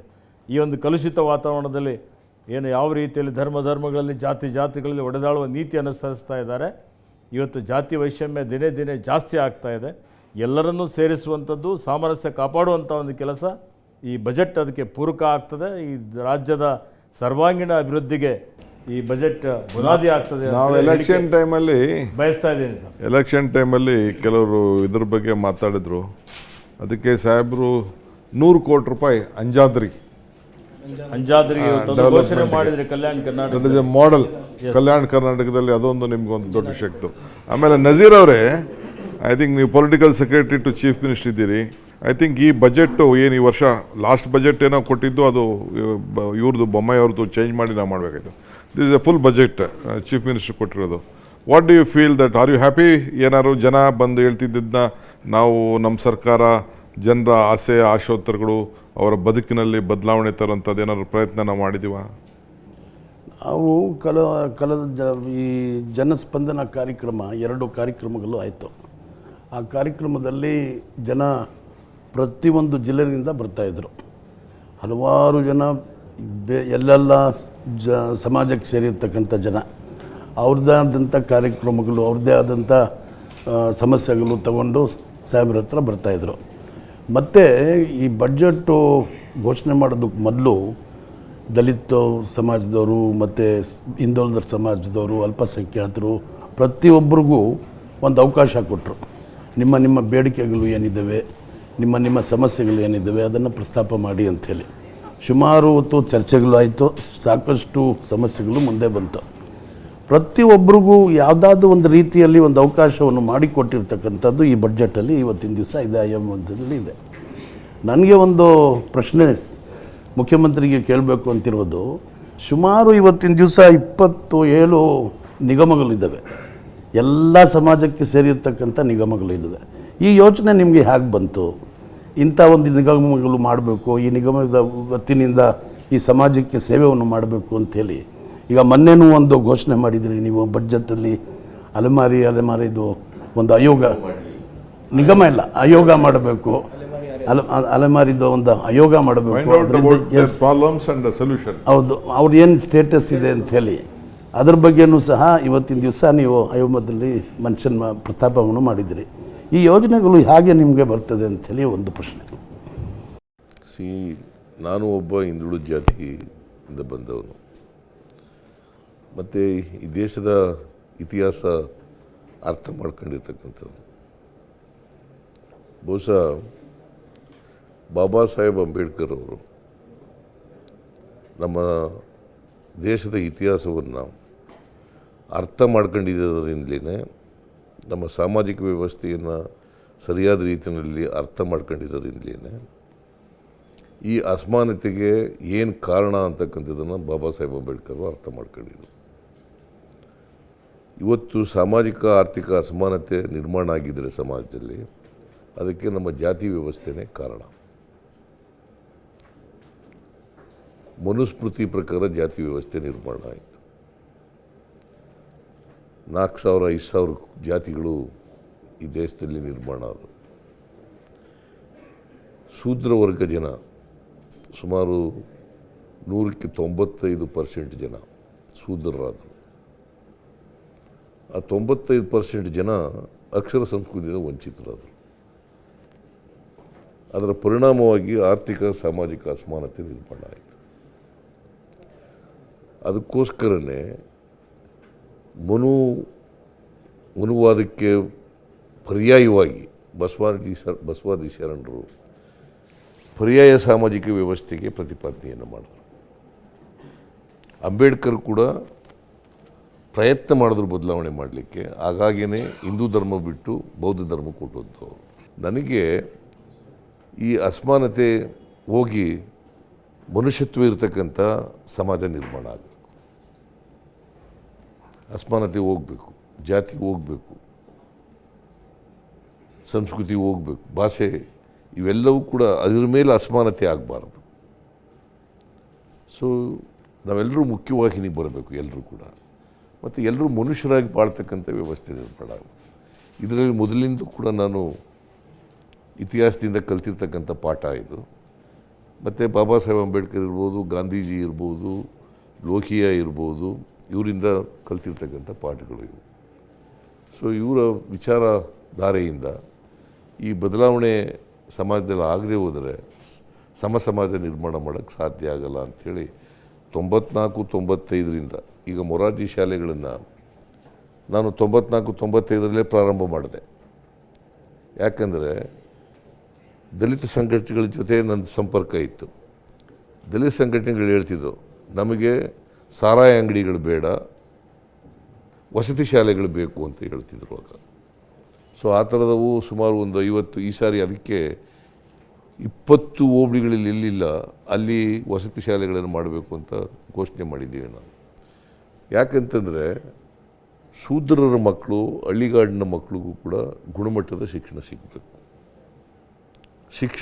ಒಳ್ಳೆಯ ಶಿಕ್ಷಣ ಸಿಕ್ಕಿದಾಗ ಮಾತ್ರ ವೈಚಾರಿಕತೆ ಬೆಳೆಯೋದು, ವೈಜ್ಞಾನಿಕವಾಗಿ ಯೋಚನೆ ಮಾಡಲಿಕ್ಕೆ ಸಾಧ್ಯ ಆಗ್ತಕ್ಕಂಥದ್ದು. ಯಾವಾಗ ನೀವು ವೈಚಾರಿಕವಾಗಿ ವೈಜ್ಞಾನಿಕವಾಗಿ ಯೋಚನೆ ಮಾಡೋಕ್ಕೆ ಶುರು ಮಾಡಿದ್ರಿ, ಮನುಷ್ಯತ್ವ ತಾನಾಗಿ ಬೆಳೀತದೆ. ಮನುಷ್ಯನಿಗೆ ಮನುಷ್ಯತ್ವ ಇಲ್ಲದೆ ಹೋದರೆ ಅವನು ಮನುಷ್ಯನೇ ಅಲ್ಲ, ಅವನು ಪ್ರಾಣಿಗೆ ಸಮಾನ ಅಂತ ಕರಿಬೇಕಾಗುತ್ತೆ. ಯಾಕಂದರೆ ಪ್ರಾಣಿಗಳಿಗೆ ಯೋಚನೆ ಮಾಡೋ ಶಕ್ತಿ ಇಲ್ಲ, ಮನುಷ್ಯನಿಗೆ ಯೋಚನಾ ಶಕ್ತಿ ಇದೆ. ಸೊ ಈ ಕಾರಣದಿಂದ, ಈ ಹಿನ್ನೆಲೆಯಿಂದ ನಾನು ನಮ್ಮ ಎಲ್ಲ ಬಜೆಟ್ಗಳಲ್ಲೂ ಕೂಡ ಸಾಮಾಜಿಕ ನ್ಯಾಯ ಕೊಡ್ತಕ್ಕಂಥ,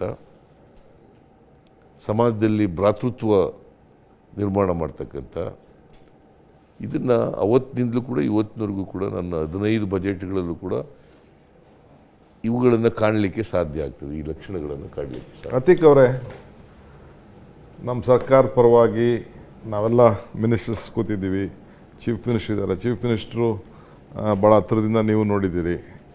ನಮಗೆ ಭಾಳ ಇವತ್ತಿನ ಬಜೆಟ್ ಭಾಳ ಅತಿ ಹೆಚ್ಚು ಶಕ್ತಿ ತುಂಬಿದೆ. ನಾನು ಒಂದು ಶ್ಲೋಕ ನಂಗೆ ನೆನಪು ಬರ್ತದೆ, ಅರ್ಚಕಸ್ಯ ಪ್ರಭಾವೇನ ಶಿಲಾದ್ಭೂತಿ ಶಂಕರ ಅಂತ. ಅಂದರೆ ಅರ್ಚಕನ ಪ್ರಭಾವದಿಂದ ಶಿಲೆಯಲ್ಲೂ ಶಂಕರನ ಕಾಣ್ಬಂದಿದೆ. ಹಂಗೆ ಪೂಜಾರಿ ಇಲ್ಲದೆ ನಾವು ದೇವ್ರ ಹತ್ರಕ್ಕೆ ಏನೂ ಮಾಡೋಕ್ಕಾಗಲ್ಲ. ಹಂಗೆ ನೀವಿಲ್ಲದೆ ನಮ್ಮ ಬಜೆಟ್ ಏನೂ ನಡೀತಿರಲಿಲ್ಲ. ಸೊ ಅದಕ್ಕೆ ನಿಮಗೊಂದು ಥ್ಯಾಂಕ್ಸು. ಎರಡನೇದು, how you find it to manage this problem. ಯಾಕೆಂದರೆ ಅಪೋಸಿಷನ್ ಪಾರ್ಟಿಯವರೆಲ್ಲ ಬಡ್ಕೊಳ್ತಾ ಇರಲ್ಲ, ಆಗಲ್ಲ, ಸಾಧ್ಯ, ಫೇಲ್ ಆಗೋಗ್ಬಿಡ್ತೀರಾ ಅಂತೀರ. How this is possible? Can you tell the secret of this budget and success? Sir, ಅದಕ್ಕಿಂತ ಮುಂಚೆ ನಾನು ಜಸ್ಟ್ ಒಂದು ಪರ್ಸ್ನಲ್ ಸರ್, ನಾನು 95 CM ಸಾಹೇಬರು ಫೈನಾನ್ಸ್ ಮಿನಿಸ್ಟರ್ ಇದ್ದಾಗ ನಾನು ಡೆಪ್ಟಿ ಸೆಕ್ರೆಟರಿಯಾಗಿ ಬಂದಿದ್ದೆ ಸರ್ ಫೈನಾನ್ಸ್ ಡಿಪಾರ್ಟ್ಮೆಂಟ್. ಅಲ್ಲಿಂದ ಈಗ ನನ್ನ ಸರ್ವಿಸ್ ಕೊನೆ ಹಂತದಲ್ಲಿ ಸಾಹೇಬ್ರ ಜೊತೆಗೆ ಬಜೆಟ್ ಮಾಡ್ತಾಯಿದ್ದೀನಿ ಸರ್. ಈ ಚಾಲೆಂಜು ನಮಗೆ ಭಾಳ ಸಮಸ್ಯೆ ಆಗಿತ್ತು ಸರ್. ಇವನ್ ಸರ್ಕಾರ ಪರ್ಟಿಕ್ಯುಲರ್ಲಿ ಮೇ ತಿಂಗಳಲ್ಲಿ ನಾವು ಸೀರೀಸ್ ಆಫ್ ಪ್ರೆಸೆಂಟೇಷನ್ಸ್ ಮಾಡಿದಾಗ ಇಷ್ಟು ದೊಡ್ಡ ಪ್ರಮಾಣದಲ್ಲಿ 55,000 ಕೋಟಿ ಬೇಕಾಗಬಹುದು ಗ್ಯಾರಂಟಿಗೆ ಅಂತ ಅಷ್ಟು ನಿರೀಕ್ಷೆ ಇರಲಿಲ್ಲ. ನಾವೆಲ್ಲ ಕ್ಯಾಲ್ಕುಲೇಟ್ ಮಾಡಿದಾಗ ಅಷ್ಟು ಬಂತು.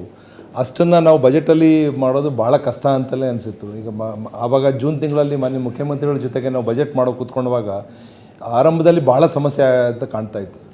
ಇನ್ಫ್ಯಾಕ್ಟ್ ಅದು ಹೆಂಗೆ ಆಗುತ್ತೆ ಅಂತಲೂ ಕೂಡ ನಮಗೆ ಇದಾಗಲಿಲ್ಲ. ಆಮೇಲೆ ಒಂದು ದಿವಸ ಒಂದು ರೆವಿನ್ಯೂ ಆಫೀಸರ್ಸು ಮೀಟಿಂಗ್ ಕರೆದಾಗ CM ಸಾಹೇಬರು ಆವಾಗ ಟಾರ್ಗೆಟ್ಗಳು ಕೊಟ್ಟರು. ಕಮರ್ಷಿಯಲ್ ಟ್ಯಾಕ್ಸ್ ಡಿಪಾರ್ಟ್ಮೆಂಟ್ ಅವರು ನೀವು 1 ಲಕ್ಷ ಕೊಟ್ಟಿದ್ದು ಮಾಡಿ, ಅದು ಆವತ್ತೇ ಒಂದೇ ಮೀಟಿಂಗಲ್ಲಿ ನಾವು ಸುಮಾರು ಒಂದು 15,000 to 20,000 ಕೋಟಿ ಅಷ್ಟು ರಿಸೋರ್ಸಸ್ನ ಅಕ್ಯುಮುಲೇಟ್ ಮಾಡೋಕ್ಕೆ ಸಾಧ್ಯ ಅನ್ನೋದು ನಮ್ಗೆ ಅನಿಸುತ್ತೆ.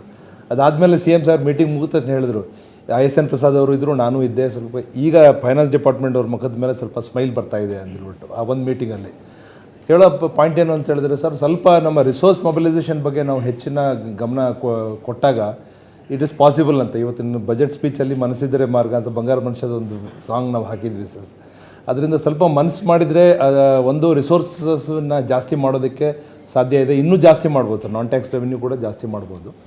ಎರಡನೇದು, ಯಾವ ರೀತಿ ನಾವು ಇನ್ ಅಡಿಷನ್ ಟು ಗ್ಯಾರಂಟೀಸ್, ಈ ಸತಿ ಬಜೆಟಲ್ಲಿ ಇನ್ನೊಂದು ಥೀಮು ಬಿಯಾಂಡ್ ಗ್ಯಾರಂಟೀಸ್ ಅಂತ ಇದೆ ಸರ್. ಗ್ಯಾರಂಟಿಗಳು ಮತ್ತು ಗ್ಯಾರಂಟಿಗಳ ಆಚೆ ಅಂತ ಹೇಳ್ಬಿಟ್ಟು ಅದರಲ್ಲಿ ನಾವು ಸಾಕಷ್ಟು ಇನಿಷಿಯೇಟಿವ್ಸು ಬಜೆಟಲ್ಲಿ ಇವೆ ಸರ್. ಪರ್ಟಿಕ್ಯುಲರ್ಲಿ ಇನ್ಫ್ರಾಸ್ಟ್ರಕ್ಚರ್ ಫೀಲ್ಡಲ್ಲಿ, ಜಾಬ್ ಕ್ರಿಯೇಷನ್ನು, ಇಂಡಸ್ಟ್ರಿ, ಈ ಫೀಲ್ಡಲ್ಲಿ ತುಂಬ ನಾವು ಇನ್ನೋವೇಷನ್ನು, ಎನರ್ಜಿ ಸೆಕ್ಟರ್ಗೆ ಒಂದು ದೂರದೃಷ್ಟಿ ಕೊಟ್ಟಿದ್ದಾರೆ ಸರ್ CM ಸಾಹೇಬರು ಬಜೆಟಲ್ಲಿ.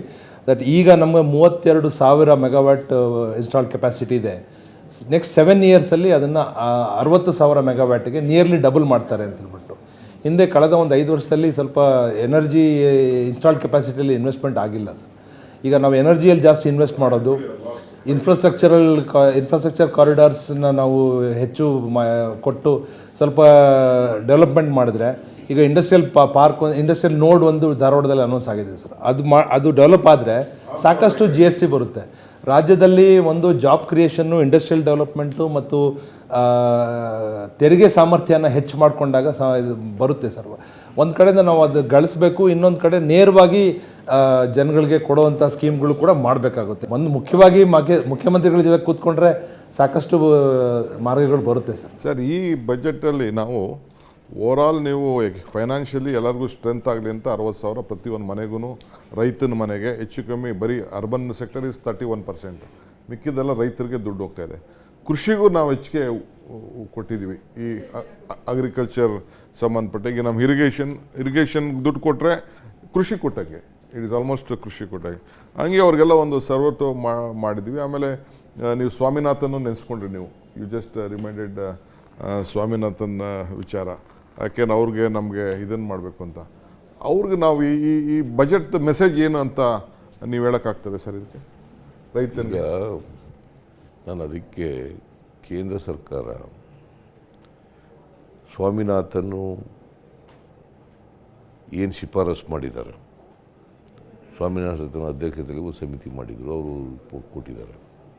ನಾವು ನಮ್ಮ ಗೌರ್ಮೆಂಟ್ ಇದ್ದಾಗೂ ಹೌದು, ನಾವು ಮಾಡಿದ್ದಾರೆ. ಏನಂತ ಹೇಳಿದ್ದಾರೆ, ಕಾಸ್ಟ್ ಆಫ್ ಕಲ್ಟಿವೇಷನ್ ಮೇಲೆ 50% ಕೊಡಬೇಕು ಹೆಚ್ಚಾಗಿ. 100 ರೂಪಾಯಿ ಅವ್ರಿಗೆ ಖರ್ಚಾಗಿದ್ದರೆ 150 ರೂಪಾಯಿ ಕೊಡಬೇಕು ಅವ್ರಿಗೆ ಬೆಳೆಗೆ. ಅದನ್ನು ಕೊಡಿ ಅಂತ ಹೇಳಿದ್ದಾರೆ. ಅದನ್ನು ಕೇಂದ್ರ ಸರ್ಕಾರ ಇವತ್ತಿನವರೆಗೂ ಪಾಲನೆ ಮಾಡಿಲ್ಲ, ನಂಬರ್ 1. ನಂಬರ್ 2, ಎಲ್ಲ ಬೆಳೆಗಳಿಗೂ ಕೂಡ ಕೊಡಬೇಕು. ಈಗ ರೈತ ಬೆಳೀತಕ್ಕಂಥ ಎಲ್ಲ ಬೆಳೆಗಳಿಗೂ ಕೂಡ MSPನ ಕೊಡ್ತಕ್ಕಂಥದ್ದು ಆಗಬೇಕು. ಅದಕ್ಕೆ ಕಾನೂನು ಮಾಡಿ ಅಂಥೇಳಿ ರೈತರು ಹೋರಾಟ ಮಾಡ್ತಾ ಇದ್ದಾರೆ. ಈಗ ಅದಕ್ಕೆ ಒಂದು MSP ಕಾನೂನನ್ನು ತಗೊಬರ್ರಿ ಅಂತ ಹೋರಾಟ ಮಾಡ್ತಾ ಇದ್ದಾರೆ. ಲಕ್ಕಿಲಿ ನಮ್ಮ ಪಾರ್ಟಿಯವರು ಮುಂದಿನ ವರ್ಷ ನಾವು ಅಧಿಕಾರಕ್ಕೆ ಬಂದರೆ, ಮುಂದಿನ ಪಾರ್ಲಿಮೆಂಟ್ ಎಲೆಕ್ಷನಲ್ಲಿ ಗೆದ್ದು ಅಧಿಕಾರಕ್ಕೆ ಬಂದರೆ ನಾವು ಕಾನೂನನ್ನು ಮಾಡ್ತೀವಿ, MSP ಕಾನೂನನ್ನು ಮಾಡ್ತೀವಿ ಅಂತೇಳಿ ರಾಹುಲ್ ಗಾಂಧಿಯವರು ಕೂಡ ಹೇಳಿದ್ದಾರೆ, ಮಲ್ಲಿಕಾರ್ಜುನ್ ಖರ್ಗೆ ಅವರು ಕೂಡ ಹೇಳಿದ್ದಾರೆ. ಸೊ ಅದರಿಂದ ಇದು ಆಗಲೇಬೇಕು. ಯಾಕಂದರೆ ರೈತ ಈ ದೇಶಕ್ಕೆ ಅನ್ನದಾತ. ಅವರು ಇವತ್ತು ಆಹಾರದ ಸ್ವಾವಲಂಬನೆ ಆಗಿದ್ದರೆ ರೈತರಿಂದ ಮಾತ್ರ ಸಾಧ್ಯ ಆಗೋದು. ಸ್ವಾತಂತ್ರ್ಯ ಬಂದಾಗ ನಾವು ಸ್ವಾವಲಂಬನೆ ಇರಲಿಲ್ಲ, ಇಡೀ ದೇಶದ ಸ್ವಾವಲಂಬನೆ ಆಗಿರಲಿಲ್ಲ. ಆಗ ನಾವು ಬೇರೆ ದೇಶದಿಂದ ಆಹಾರ ಪದಾರ್ಥಗಳನ್ನು ಕೇಳಬೇಕಾದಂಥ ಪರಿಸ್ಥಿತಿ ಇತ್ತು, ಭಿಕ್ಷೆ ಬೇಡಬೇಕಾದಂಥ ಪರಿಸ್ಥಿತಿ ಇತ್ತು. ಇವತ್ತು ಸ್ವಾವಲಂಬನೆಯನ್ನು ಸಾಧಿಸಿದ್ದೀವಿ. ಇದಕ್ಕೆ ಕಾರಣ ಸ್ವಾಮಿನಾಥನ್ ಕಾರಣ, ಇಂದಿರಾ ಗಾಂಧಿಯವರು ಕಾರಣ, ಜಗಜೀವನ್ ರಾಮ್ ಅವರು ಕಾರಣ. ಸೊ ಇದಕ್ಕೆ ಬುನಾದಿ ಆಗ್ತಂಥ ನೆಹರೂರವರು ಕೂಡ ಕಾರಣ. ಅದಕ್ಕೋಸ್ಕರವಾಗಿ ರೈತರಿಗೆ ನಾವು ಹೆಚ್ಚು ಒತ್ತು ಕೊಡ್ತಕ್ಕಂಥ ಕೆಲಸವನ್ನು ಮಾಡಬೇಕು. ಅದಕ್ಕೆ ಅವರು ನೀರಾವರಿ ಇರ್ಬೋದು, ಕೃಷಿ ಕಾರ್ಮಿಕರು ಇರ್ಬೋದು, ರೈತರ ಜಮೀನುಗಳಿಗೆ ನೀರು ಕೊಡ್ತಕ್ಕ ಕೃಷಿ ಭಾಗ್ಯ ಮಾಡೋದೇ ಅದಕ್ಕೋಸ್ಕರ. ಈಗ ನಮ್ಮಲ್ಲಿ ಪಂಪ್ ಸೆಟ್ಗೂ ಈ ವರ್ಷ ನೀವು ಎಕ್ಸ್ಟ್ರಾ 50% ಸೋಲಾರ್ಗೆ ಸಬ್ಸಿಡಿ ಕೊಡ್ತೀವಿ ಅಂತ ಸೋಲಾರ್ಗೆ ಸಬ್ಸಿಡಿ ಕೊಡ್ತಕ್ಕಂಥದ್ದು ಮಾಡಿದೆ. ಸೊ ಒಟ್ಟಾರೆಯಾಗಿ ಕೃಷಿನ ನಾವು ಯಾವ ಕಾರಣಕ್ಕೂ ಕೂಡ ನೆಗ್ಲೆಕ್ಟ್ ಮಾಡಬಾರ್ದು. ಹಾಗಂತೇಳಿ ಕೈಗಾರಿಕೆಗಳಿಗೆ ನೆಗ್ಲೆಕ್ಟ್ ಮಾಡಬೇಕು ಅಂತಲ್ಲ, ಸರ್ವಿಸ್ ಸೆಕ್ಟರ್ಗೆ ನೆಗ್ಲೆಕ್ಟ್ ಮಾಡಬೇಕು ಅಂತಲ್ಲ. ಆದರೆ ಕೃಷಿಗೆ ಪ್ರಾಧಾನ್ಯತೆ ಕೊಡ್ತಕ್ಕಂಥದ್ದನ್ನು ಮಾಡಲೇಬೇಕಾಗ್ತದೆ. ಆ ಮೂಲಕ ಕೃಷಿ ಬೆಳವಣಿಗೆ ಆದರೆ ದೇಶದ ಆರ್ಥಿಕತೆ ಬೆಳವಣಿಗೆ ಆಗಲಿಕ್ಕೆ ಸಾಧ್ಯ. ಸುಧಾಕರ್, ಐ ಥಿಂಕ್ CM ಈಗ ಬಜೆಟಲ್ಲಿ ನಾವು ಪ್ರೈಮರಿ ಎಜುಕೇಷನ್ ಬಗ್ಗೆ ನೀವು ಎಲ್ಲ ಒಂದು ಕಮಿಟಿ ಫಾರ್ಮ್ ಮಾಡಿದ್ದಾರೆ. ಅದು CSR ಬಗ್ಗೆನೂ ಪ್ರಸ್ತಾವನೆ ಮಾಡಿದೆ ಈ ಬಜೆಟಲ್ಲಿ. ನಾವೇನಾದ್ರು ಮಾಡಿ CSR ಹಣ ತಂದು ಸ್ಕೂಲ್ ಮಾಡಿಸ್ಬೇಕು ಅಂತ. ಸೊ ಅದಕ್ಕೆ ನೀವು ಪ್ರಿಯಾಂಕಲ್ಲ we have to be active on that. Minimum ಹಳ್ಳಿ ಪಂಚಾಯತಿ ಮಟ್ಟದಲ್ಲಿ ಒಂದು 2,000 ಸ್ಕೂಲ್ ಆದರೂ ನೆಕ್ಸ್ಟ್ 3-4 ಇಯರ್ಸಲ್ಲಿ we have to target that. ನೀವು ಹೈಯರ್ ಎಜುಕೇಷನ್ ಮಿನಿಸ್ಟರ್ ಇದ್ದೀರಿ. ಸರ್, ಈಗ ನಾನು ಮೊದಲಿಗೆ ಮುಖ್ಯಮಂತ್ರಿಗಳಿಗೆ ನಾನು ಧನ್ಯವಾದ ತಿಳಿಸ್ತೀನಿ ಸರ್. UVC ಸಂಸ್ಥೆ ತಮಗೆಲ್ರಿಗೂ ಗೊತ್ತಿರೋವಂಥದ್ದು 1913ನೇ ಇಸ್ವಿಯಲ್ಲಿ ಸ್ಥಾಪನೆ ಆಗಿರುವಂಥದ್ದು, ವಿಶ್ವೇಶ್ವರಯ್ಯನವರ ಸ್ಥಾಪನೆ ಮಾಡಿರ್ತಕ್ಕಂಥದ್ದು. ಹಿಂದಿನ ಸರ್ಕಾರ ಅದನ್ನು ವಿಶ್ವವಿದ್ಯಾಲಯ ಅಂತ ಮಾಡಿ IIT ಮಾದರಿ ಅಂತ ಹೇಳಿದರು. ಆದರೆ ಹಣಕಾಸಿನ ಇದನ್ನು ಕೊಟ್ಟಿರಲಿಲ್ಲ, ಅದಕ್ಕೆ ಶಕ್ತಿ ಕೊಡಲಿಲ್ಲ. ಬಿಡಿ, ಅದು ಬೋಗಸ್ ಬಿಡಿ ಅವರು. ಸೊ ನಾನು ಮುಖ್ಯಮಂತ್ರಿಗಳಿಗೆ ವಿನಂತಿಸ್ಕೊಂಡು ಈ ರೀತಿ ವಿಶ್ವೇಶ್ವರಯ್ಯನವರ ಹೆಸರು ಉಳಿಬೇಕು ಅಂಥೇಳಿ ವಿನಂತಿಸ್ಕೊಂಡಿದ್ದು. ಸದಗೋಪನ್ ಅವರ ಸಮಿತಿಯವರು 500 ಕೋಟಿ ರೂಪಾಯಿ ಬೇಕು ಅಂತ ಹೇಳಿ ಕೇಳಿದ್ದಕ್ಕೆ ಮುಖ್ಯಮಂತ್ರಿಗಳು ಅದನ್ನು ಇವತ್ತು ಉಲ್ಲೇಖ ಮಾಡಿ 100 ಕೋಟಿ ರೂಪಾಯಿ ಈ ವರ್ಷ ಕೊಡ್ತೀವಿ, ಅದನ್ನು CSR ಫಂಡ್ ಇರ್ಬೋದು ಮತ್ತು ಅಲ್ಯೂಮಿನಿಯಂ ಮುಖಾಂತರ ಅದನ್ನು ಪಡಿತಕ್ಕಂಥ ಒಂದು ಅಂತಾರಾಷ್ಟ್ರೀಯ ಒಂದು ಮಟ್ಟಕ್ಕೆ ಅದನ್ನು ಸ್ಥಾಪನೆ ಮಾಡಬೇಕು ಅಂತದಕ್ಕೆ ಮುಖ್ಯಮಂತ್ರಿಗಳು ಅವಕಾಶ ಮಾಡಿಕೊಟ್ಟಿದ್ದಾರೆ. ನಾನು ಅದಕ್ಕೆ ಮನಸ್ಫೂರ್ತಿಯಾಗಿ ಅಭಿನಂದನೆ ಸಲ್ಲಿಸ್ತೇನೆ. ವಿಶೇಷವಾಗಿ ತಾವು ಹೇಳಿದಂಥ ವಿಚಾರದಲ್ಲಿ ಈಗ ಕಾನ್ಸೆಪ್ಟ್ ಏನಿದೆ, ಒಂದು ಹೊಸ ಒಂದು ಆಯವ್ಯಯ ತರಬೇಕು, ಒಂದು ಗ್ರಾಮೀಣ ಪ್ರಾಥಮಿಕ ಶಿಕ್ಷಣದಲ್ಲಿ ಅಂತಕ್ಕಂಥದ್ದು.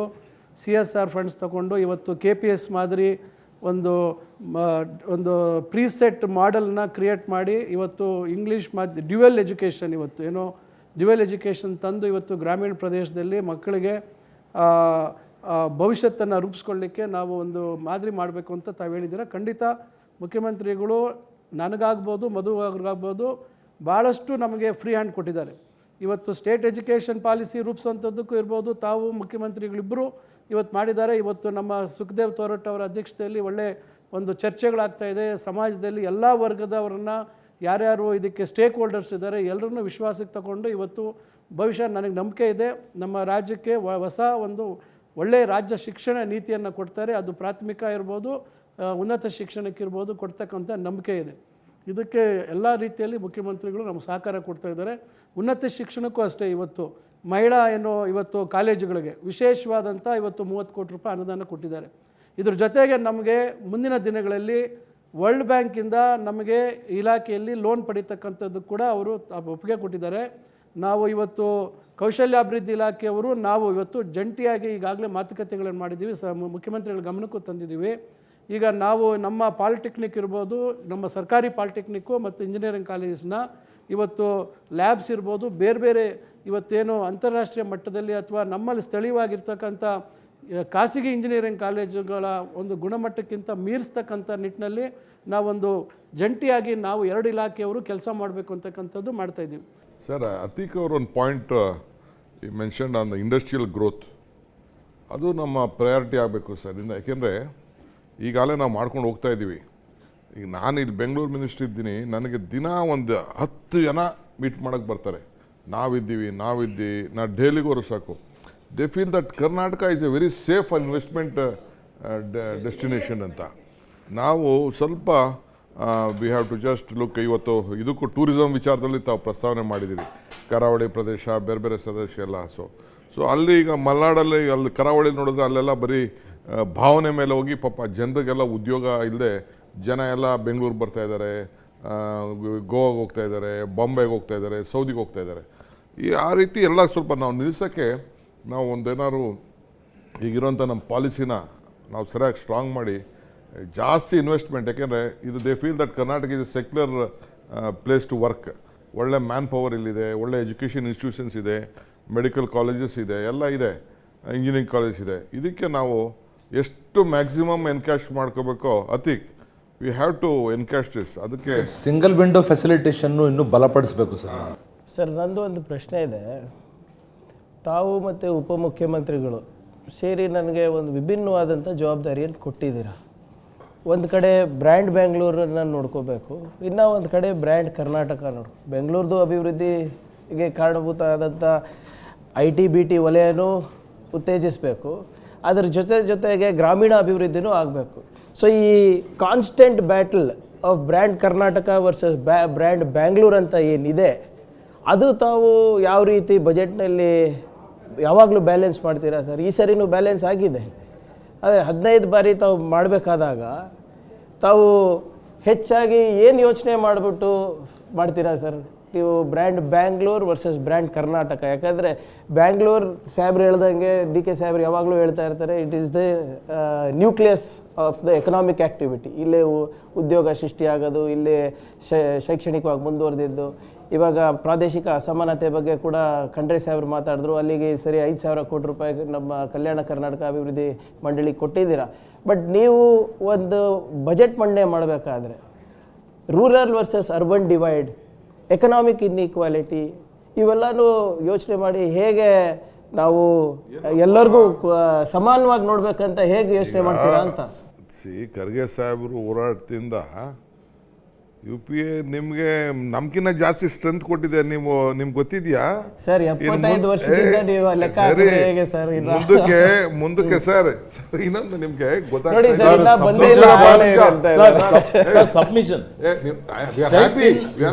ಇನ್ನು ಜಾಸ್ತಿ ಕೊಡ್ಬೇಕಾಗುತ್ತೆ. ನೀವು ಈಗ ಪ್ರಾಕ್ಟಿಕಲಿ ನೋಡ್ರಿ ಸರ್, ನಮ್ಮಲ್ಲಿ ಏನು ಇನ್ಫ್ರಾಸ್ಟ್ರಕ್ಚರ್ ಇದೆ, ನಮ್ಗೆ ಕೊಟ್ಟಂತ ಅನುದಾನ ಬಳಕೆ ಮಾಡ್ಕೊಳ್ಳಿಕ್ಕೆ ನಮ್ಗೆ ಎಷ್ಟು ಕಷ್ಟ ಇದೆ, ಎಷ್ಟು ಸರ್ ನೀವು ಎಷ್ಟು ಸ್ಟ್ರೆಂತ್ ಕ್ರಿಯೇಟ್ ಆಗ್ತಾ ಇದೆ.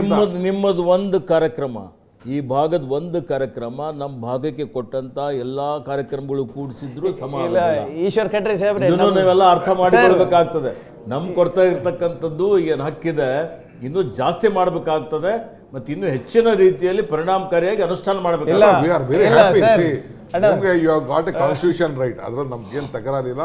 ಸಾಹೇಬ್ರು ಕಮಿಟ್ಮೆಂಟ್ ಇದೆ, 5,000 ಕೋಟಿ ಕೊಡಬೇಕು, ಕೊಡ್ತೀವಿ. ಬಟ್ ಇನ್ನೊಂದು ಆನ್ ಎಂಪ್ಲಾಯ್ಮೆಂಟ್ ನಿಮ್ಗೆ ಗೊತ್ತಿಲ್ಲ, ಮುಂದಕ್ಕೆ ನೆಕ್ಸ್ಟ್ 10 ಇಯರ್ಸಲ್ಲಿ ಎಲ್ಲ ನಿಮ್ಮ ಕಡೆಯವರೆಲ್ಲ ಬಂದು ಬೆಂಗಳೂರಲ್ಲಿ ಕೂತಿರ್ತಾರೆ, ಗೊತ್ತಾ ನಿಮಗೆ? ಎಲ್ಲ ಟಾಪ್ ಪೊಸಿಷನಲ್ಲಿ ಸರ್ ಅಷ್ಟು ಸ್ಟ್ರೆಂತ್ ನಿಮ್ಗೆ ಕೊಡ್ತಾ ಇದ್ದಾರೆ. ಹಂಗೇನಾಗೋದಿಲ್ಲ ಸರ್, ರಾಷ್ಟ್ರಕೂಟದವರು ಎಲ್ಲ ಕಡೆ ಆಳಿದ್ರು ಖಾಸಗೀಕರಣ ಆಗಿದೆ. ಸರ್. ಇಡೀ ದಕ್ಷಿಣ ಭಾರತ, ಮಧ್ಯ ಭಾರತ ಆಳಿದ್ರು. ನಾನು ಸಾಹೇಬ್ರಿಗೆ ಎಕ್ಸ್ಪ್ಲೈನ್ ಮಾಡಿಲ್ಲ.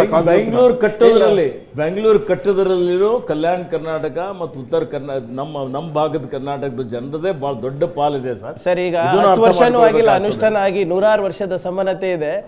ಇದು ಒಂದು ಹೇಳ್ಬಿಡಿ ಸರ್, ಹೇಗೆ ತಾವು brand Karnataka versus brand Bangalore ಹೇಗೆ ಮ್ಯಾನೇಜ್ ಮಾಡ್ತೀರಾ ಸರ್? ಪ್ರತಿ ಸಲ ಪಟ್ಟಣಗಳಲ್ಲಿ ಸುಮಾರು 38-40% ವಾಸ ಮಾಡ್ತಾರೆ ನಗರ ಪ್ರದೇಶಗಳಲ್ಲಿ. ಹಳ್ಳಿಗಾಡಿನಲ್ಲಿ ಸುಮಾರು 60-62% ವಾಸ ಮಾಡ್ತಾ ಇದ್ದಾರೆ. ಈಗ ಬೆಂಗಳೂರು ನಗರ ಕರ್ನಾಟಕದ ರಾಜಧಾನಿ. ಇಲ್ಲಿ ಸುಮಾರು 1.25 ಕೋಟಿ ಜನ ವಾಸ ಮಾಡ್ತಾ ಇದ್ದಾರೆ. ಅವ್ರಿಗೂ ಕೂಡ ನಾಗರಿಕ ಸೌಲಭ್ಯಗಳನ್ನು ಒದಗಿಸ್ಕೊಡ್ಬೇಕು, ನಂಬರ್ 1. ನಂಬರ್ 2, ಉದ್ಯೋಗ ಹುಡುಕಿಕೊಂಡು ಬೆಂಗಳೂರಿಗೆ ಬರ್ತಾರೆ ಭಾಳ ಜನ. ಸೊ ಹಾಗಾಗಿನೇ ಇಲ್ಲಿಗೆ ಒತ್ತು ಕೊಡಬೇಕಾಗಿರ್ತಕ್ಕಂಥದ್ದು. ಮತ್ತು ಈ ಕರ್ನಾಟಕ ರಾಜ್ಯದ ಆದಾಯ ಇದೆಯಲ್ಲ, ತೆರಿಗೆ ಬರ್ತಾ ಇರೋದು, ಹೆಚ್ಚು ತೆರಿಗೆ ಇದರಿಂದ ಬರ್ತದೆ. ಹಾಗಂತೇಳಿ ಬೆಂಗಳೂರಿಗೆ ಖರ್ಚು ಮಾಡಬೇಕು ಅಂತಲ್ಲ. ಬರ್ತಕ್ಕಂಥ ಆದಾಯ ಇದೆಯಲ್ಲ, ಇಲ್ಲಿ ಇವತ್ತು ನಾವು ಒಂದು ನೋಡಬೇಕು, ಡಾರ್ವಿನಿಸಮ್, ಸೋಷಿಯಲ್ ಡಾರ್ವಿನಿಸಮ್ ಅಂತ ಒಂದು ಪದ ಇದು ಬರ್ತದೆ. ಸೋಷಿಯಲ್ ಡಾರ್ವಿನಿಸಮ್ ಅಂತ ಸರ್ವೈವಲ್ ಆಫ್ ದಿ ಫಿಟೆಸ್ಟ್. ಅದು ಮಾಡೋಕ್ಕಾಗಲ್ಲ. ಅದ್ರ ಬದಲು ಸೋಷಿಯಲ್ ಜಸ್ಟಿಸ್ ಮಾಡಬೇಕು. ಅದಕ್ಕೆ ಬಸವಣ್ಣನವ್ರು ಹೇಳಿದ್ದು ಕಾಯಕ ದಾಸೋಹ, ಉತ್ಪನ್ನ ಮತ್ತು ಹಂಚಿಕೆ ಮಾಡ್ಕೊಳ್ಳೋದು. ಅದು ಎಲ್ರಿಗೂ ಆಗಬೇಕಲ್ಲ, ಎಲ್ರಿಗೂ ಉತ್ಪನ್ನ ಆದದ್ದು. ಅದಕ್ಕೆ ಇವಾಗ ಅಂಬೇಡ್ಕರ್ ಅವರು ಏನು ಹೇಳ್ತಾರೆ ಅಂತಂದರೆ, ಅಧಿಕಾರ ಮತ್ತು ಸಂಪತ್ತು ಕೆಲವೇ ಜನರ ಕೈಯಲ್ಲಿ ಇರಬಾರ್ದು, ಅದು ಎಲ್ರಿಗೂ ಹಂಚಿಕೆ ಆಗಬೇಕು ಅಂತ ಹೇಳ್ತಾರೆ. ಅಧಿಕಾರ ಮತ್ತು ಸಂಪತ್ತು ಇದೆಯಲ್ಲ, ಎಲ್ರಿಗೂ ಆಗಬೇಕು. ಕೈಗಾರಿಕೆಗಳು ಬೆಳವಣಿಗೆ ಆಗದೆ ಹೋದರೆ ನಿರುದ್ಯೋಗದ ಸಮಸ್ಯೆ ಬಗೆಹರಿಸಲಿಕ್ಕೆ ಸಾಧ್ಯ ಆಗಲ್ಲ.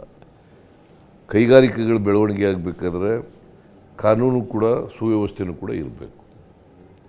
ಕಾನೂನು ಸುವ್ಯವಸ್ಥೆಗೂ ಇನ್ವೆಸ್ಟ್ಮೆಂಟ್ಗೂ ಸಂಬಂಧ ಇದೆ.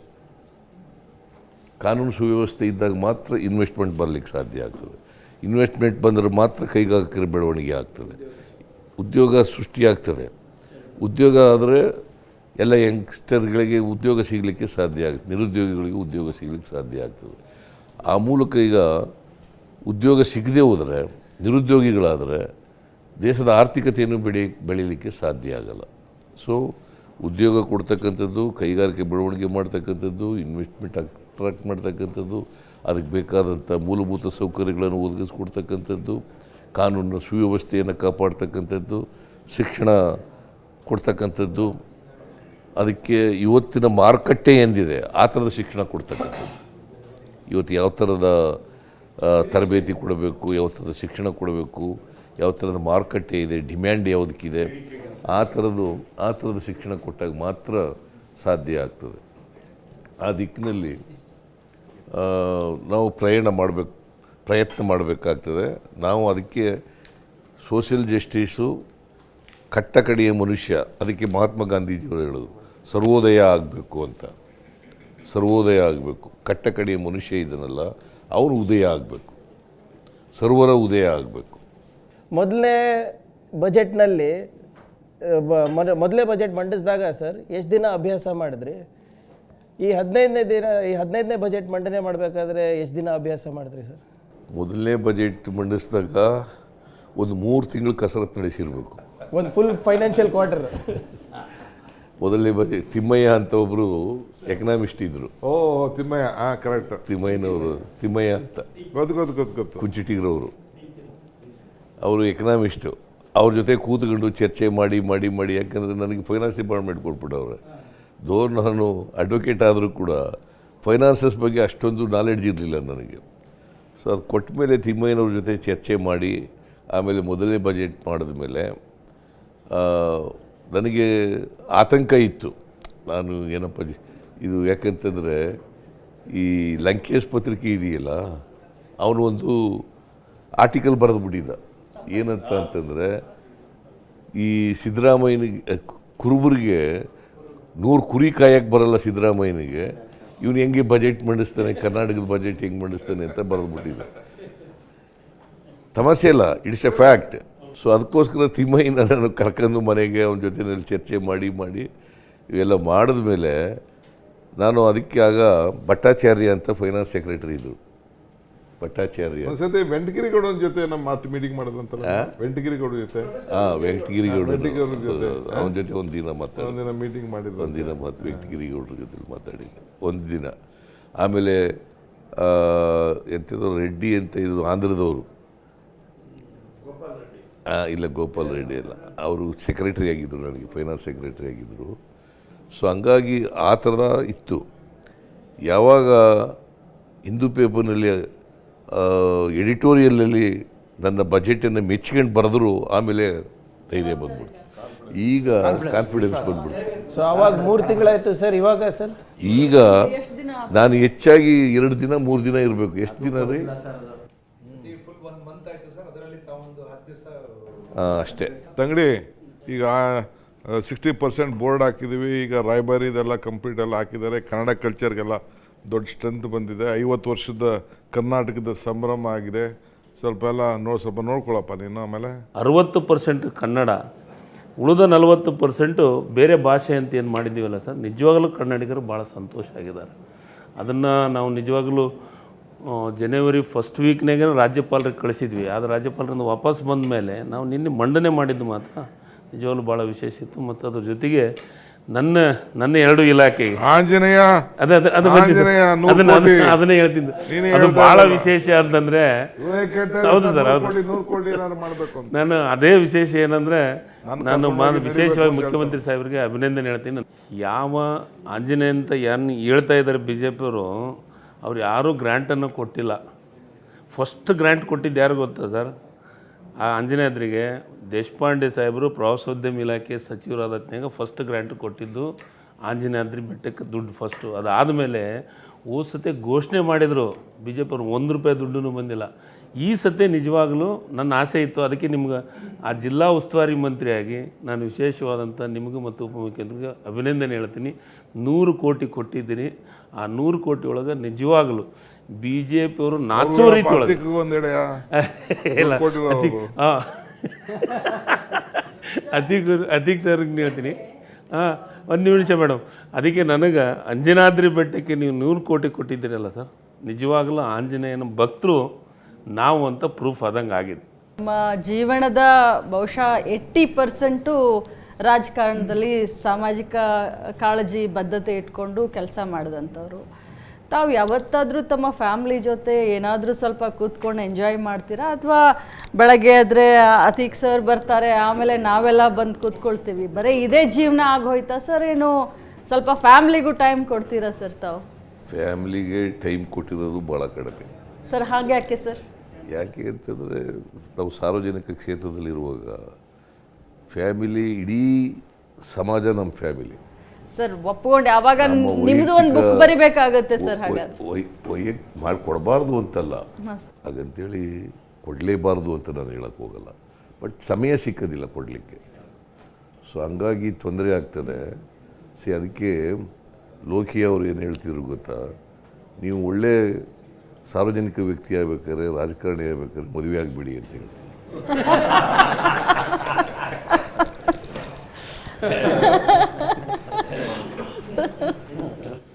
ನಿಮ್ಮನ್ನು ನೀವು ಅರ್ಪಣೆ ಮಾಡ್ಕೋಬೇಕು ಅನ್ನೋದಾದರೆ ಸಮಾಜಕ್ಕೆ ಮದುವೆ ಆಗಬಾರ್ದು ಸರ್. ಒಮ್ಮೆ ಆದರೂ ಸರ್ ತಮ್ಮ ಧರ್ಮಪತ್ನಿಯವ್ರನ್ನ ಒಮ್ಮೆ ಆದರೂ ನಮಗೆ ಪರಿಚಯ ಮಾಡಿಸ್ಕೊಡಿ ಸರ್. ಒಮ್ಮೆ ಆದರೂ ಅವ್ರನ್ನ ನೋಡಬೇಕು ಅಂತ ಅಭಿಲಾಷೆ ಇದೆ.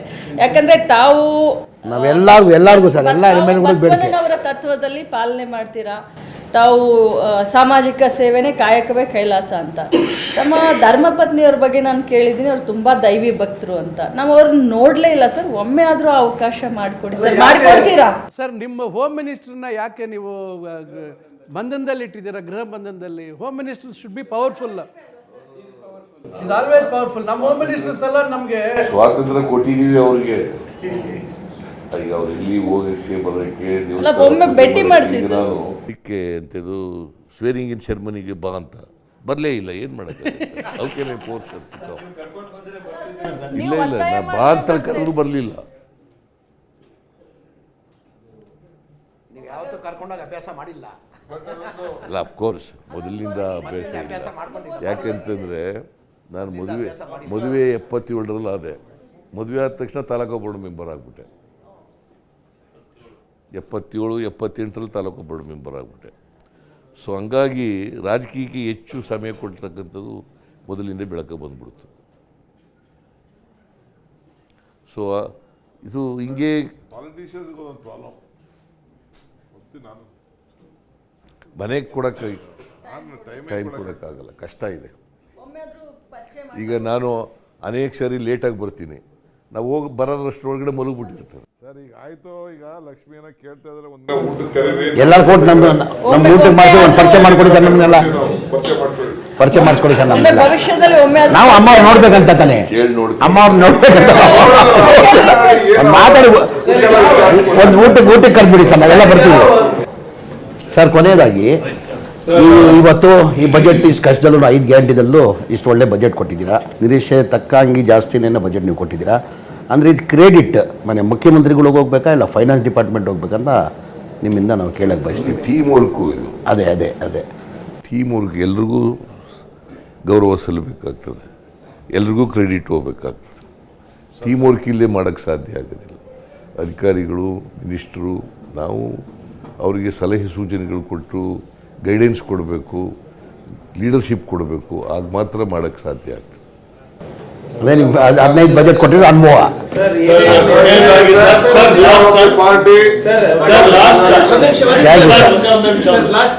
ಕೊನೆಯದಾಗಿ ಬೀದರ್ ಮತ್ತು ಬ್ಯಾಂಗ್ಳೂರು ಕಾರಿಡಾರ್ ಘೋಷಣೆ ಮಾಡಿದ್ದೀರಿ ಸರ್, ಎಕಾನಮಿಕ್ ಕಾರಿಡಾರ್. ಅದಕ್ಕೆ ವಿಶೇಷವಾದಂತಹ ಅಭಿನಂದನೆಗಳು ಮತ್ತು ಧನ್ಯವಾದಗಳು ಸರ್. ಹಿಂದುಳಿದ ವರ್ಗದ ನಿಗಮಗಳಿಗೆ ಇವತ್ತು ನೀವು ಘೋಷಣೆ ಮಾಡಿದ್ದೀರಿ. ನಿಜವಾಗಲೂ ನಾನು ಇಲಾಖೆ ಅಧಿಕಾರಿಗಳನ್ನ ಕರೆದು ಮಾತಾಡಿದೆ. ಇತಿಹಾಸದೊಳಗೆ ಅಷ್ಟು ನಿಗಮಗಳಿಗೆ ಅಂದರೆ ಹಿಂದುಳಿದ ವರ್ಗದ ನಿಗಮಗಳಿಗೆ 1600 ಕೋಟಿ ಅಂತ ಘೋಷಣೆ ಮಾಡಿದ್ದೀರಿ ಇವತ್ತು ಬಜೆಟ್ನೊಳಗೆ. ನನ್ನ ಅಧಿಕಾರಿಗಳು ಹೇಳ್ತಾಯಿದ್ರು, ಇತಿಹಾಸದೊಳಗೆ ನಿಗಮಗಳಿಗೆ ಇಷ್ಟು ದುಡ್ಡು ಕೊಟ್ಟಿದ್ದು ಫಸ್ಟ್ ಟೈಮು, ಅದು ವಿಶೇಷವಾಗಿ ಹಿಂದುಳಿದ ವರ್ಗಕ್ಕೆ ಕೊಟ್ಟಿದ್ದೀರಿ. ನಿಜವಾಗ್ಲೂ ನಾನು ಇಲಾಖೆ ಮಂತ್ರಿಯಾಗಿ ನಿಮಗೆ ಅಭಿನಂದನೆಗಳನ್ನು ಸಲ್ಲಿಸ್ತೀನಿ ಸರ್. ಒಂದು ಮಾತ್ರ ಸಾಬೀತಾಗಿದೆ ಸರ್, ಕರ್ನಾಟಕ ಕನ್ನಡಿಗರು ಬಂದಾಗ ಅವರ ಸ್ವಾಭಿಮಾನಿಯನ್ನು ಉಳಿಸ್ಬೇಕಂತ ಪ್ರಶ್ನೆ ಬಂದಾಗ ನಮ್ಮ ಸರ್ಕಾರ ಬದ್ಧವಾಗಿದ್ದೇವೆ. ಮತ್ತು ತಮ್ಮಿಬ್ಬರ ನೇತೃತ್ವದಲ್ಲಿ ಈ ಸರ್ಕಾರ ಕನ್ನಡಿಗರಿಗೆ ಆರ್ಥಿಕ ಹಾಗೂ ಸಾಮಾಜಿಕ ಸಮಾನತೆ ಸಿಗುವಂತೆ ನಡ್ಕೊಳ್ಳುತ್ತೆ ಅಂತ ಒಂದು ಸ್ಪಷ್ಟವಾದಂಥ ಸಂದೇಶ ತಾವಿಬ್ಬರು ಕಳಿಸಿದ್ದೀರಾ ಸರ್. ತಮ್ಮಿಬ್ಬರಿಗೂ ಕೂಡ ಎಲ್ಲರ ಪರವಾಗಿ ಅಭಿನಂದನೆ. 7 ಕೋಟಿ ಕನ್ನಡಿಗರ ಪರವಾಗಿ ಈ ಬಜೆಟ್ಗೋಸ್ಕರ ಅಭಿನಂದನೆಯನ್ನು ಸಲ್ಲಿಸಲಿಕ್ಕೆ ಬಯಸ್ತಾ ಇದ್ದೀನಿ. ಹೆಚ್ಚಿನ ವಿಡಿಯೋಗಳಿಗೆ ಪ್ರತಿಧ್ವನಿ ಯೂಟ್ಯೂಬ್ ಚಾನೆಲ್ ಸಬ್ಸ್ಕ್ರೈಬ್ ಮಾಡಿ, ಬೆಲ್ ಐಕಾನ್ ಕ್ಲಿಕ್ ಮಾಡಿ.